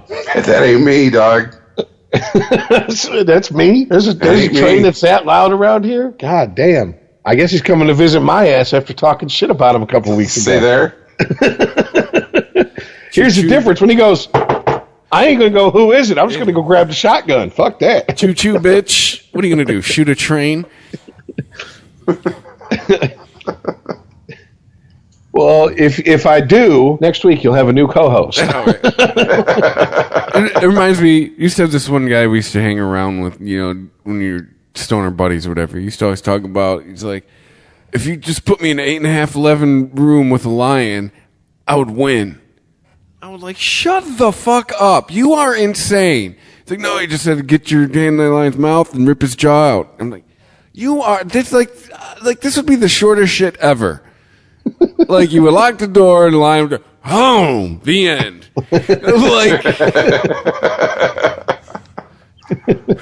Like, I would take bets on how many seconds you would stay alive. Like, would it be under 10? Anyone if want to take bets on over 10 seconds? When was the last time the lion was fed? I think that would determine how long he stays alive. Yeah, that'd be like, but I'm saying, that'd be like you getting a shotgun for the train. Yeah, I shot some bullets at it. Well, whatever, motherfucker. I know the NSA listens. I'm not going to say I got the explosives in the fucking safe. No, well, now you're fucked. Prank caller. All right, well, now that we've totally derailed, see what I did there? The show. All right, so... Okay, does someone else hear that bullshit? Yeah, that's you, Iceman. That's you. It is not me. It ain't me. Deaf motherfucker. Dude, I got over the ear noise canceling headphones. I have ripped farts that the mic has picked up that I didn't hear until I was like, oh, did I even fart? Oh, no, I did. While doing this show. Dude, I'm not hearing that. You also have a history of a train showing up. Unannounced. and not the Derrick Rose type either.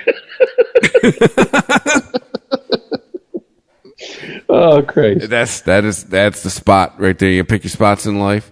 That's the spot where we ended, everybody. Thanks everybody who's been listening, who has been downloading. You got to share it. You know, if you're on Facebook, you share it.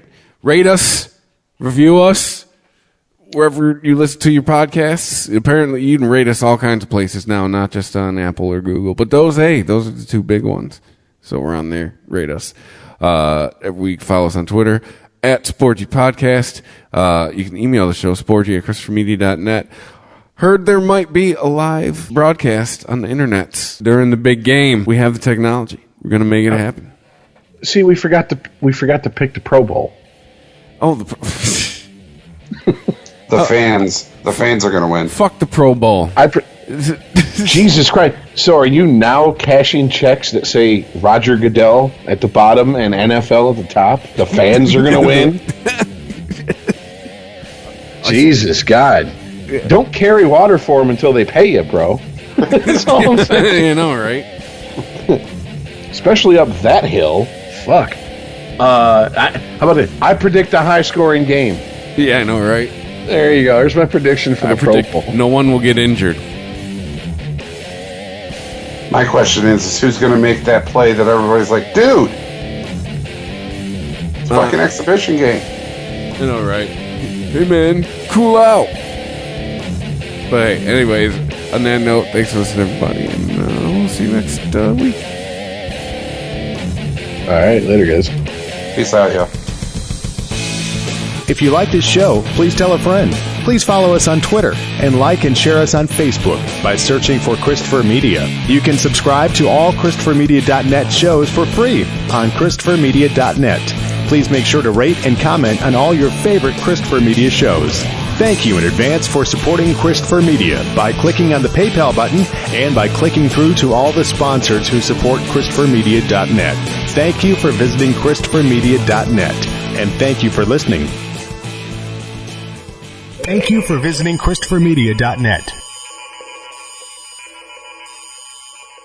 What makes Fairway the most unique market in New York City? We provide the best selection, period. 60 varieties of olives, 70 custom roasted coffees, 80 selections of fresh fish, 90 types of preserved pickles, 135 olive oils, and over 250 international cheeses.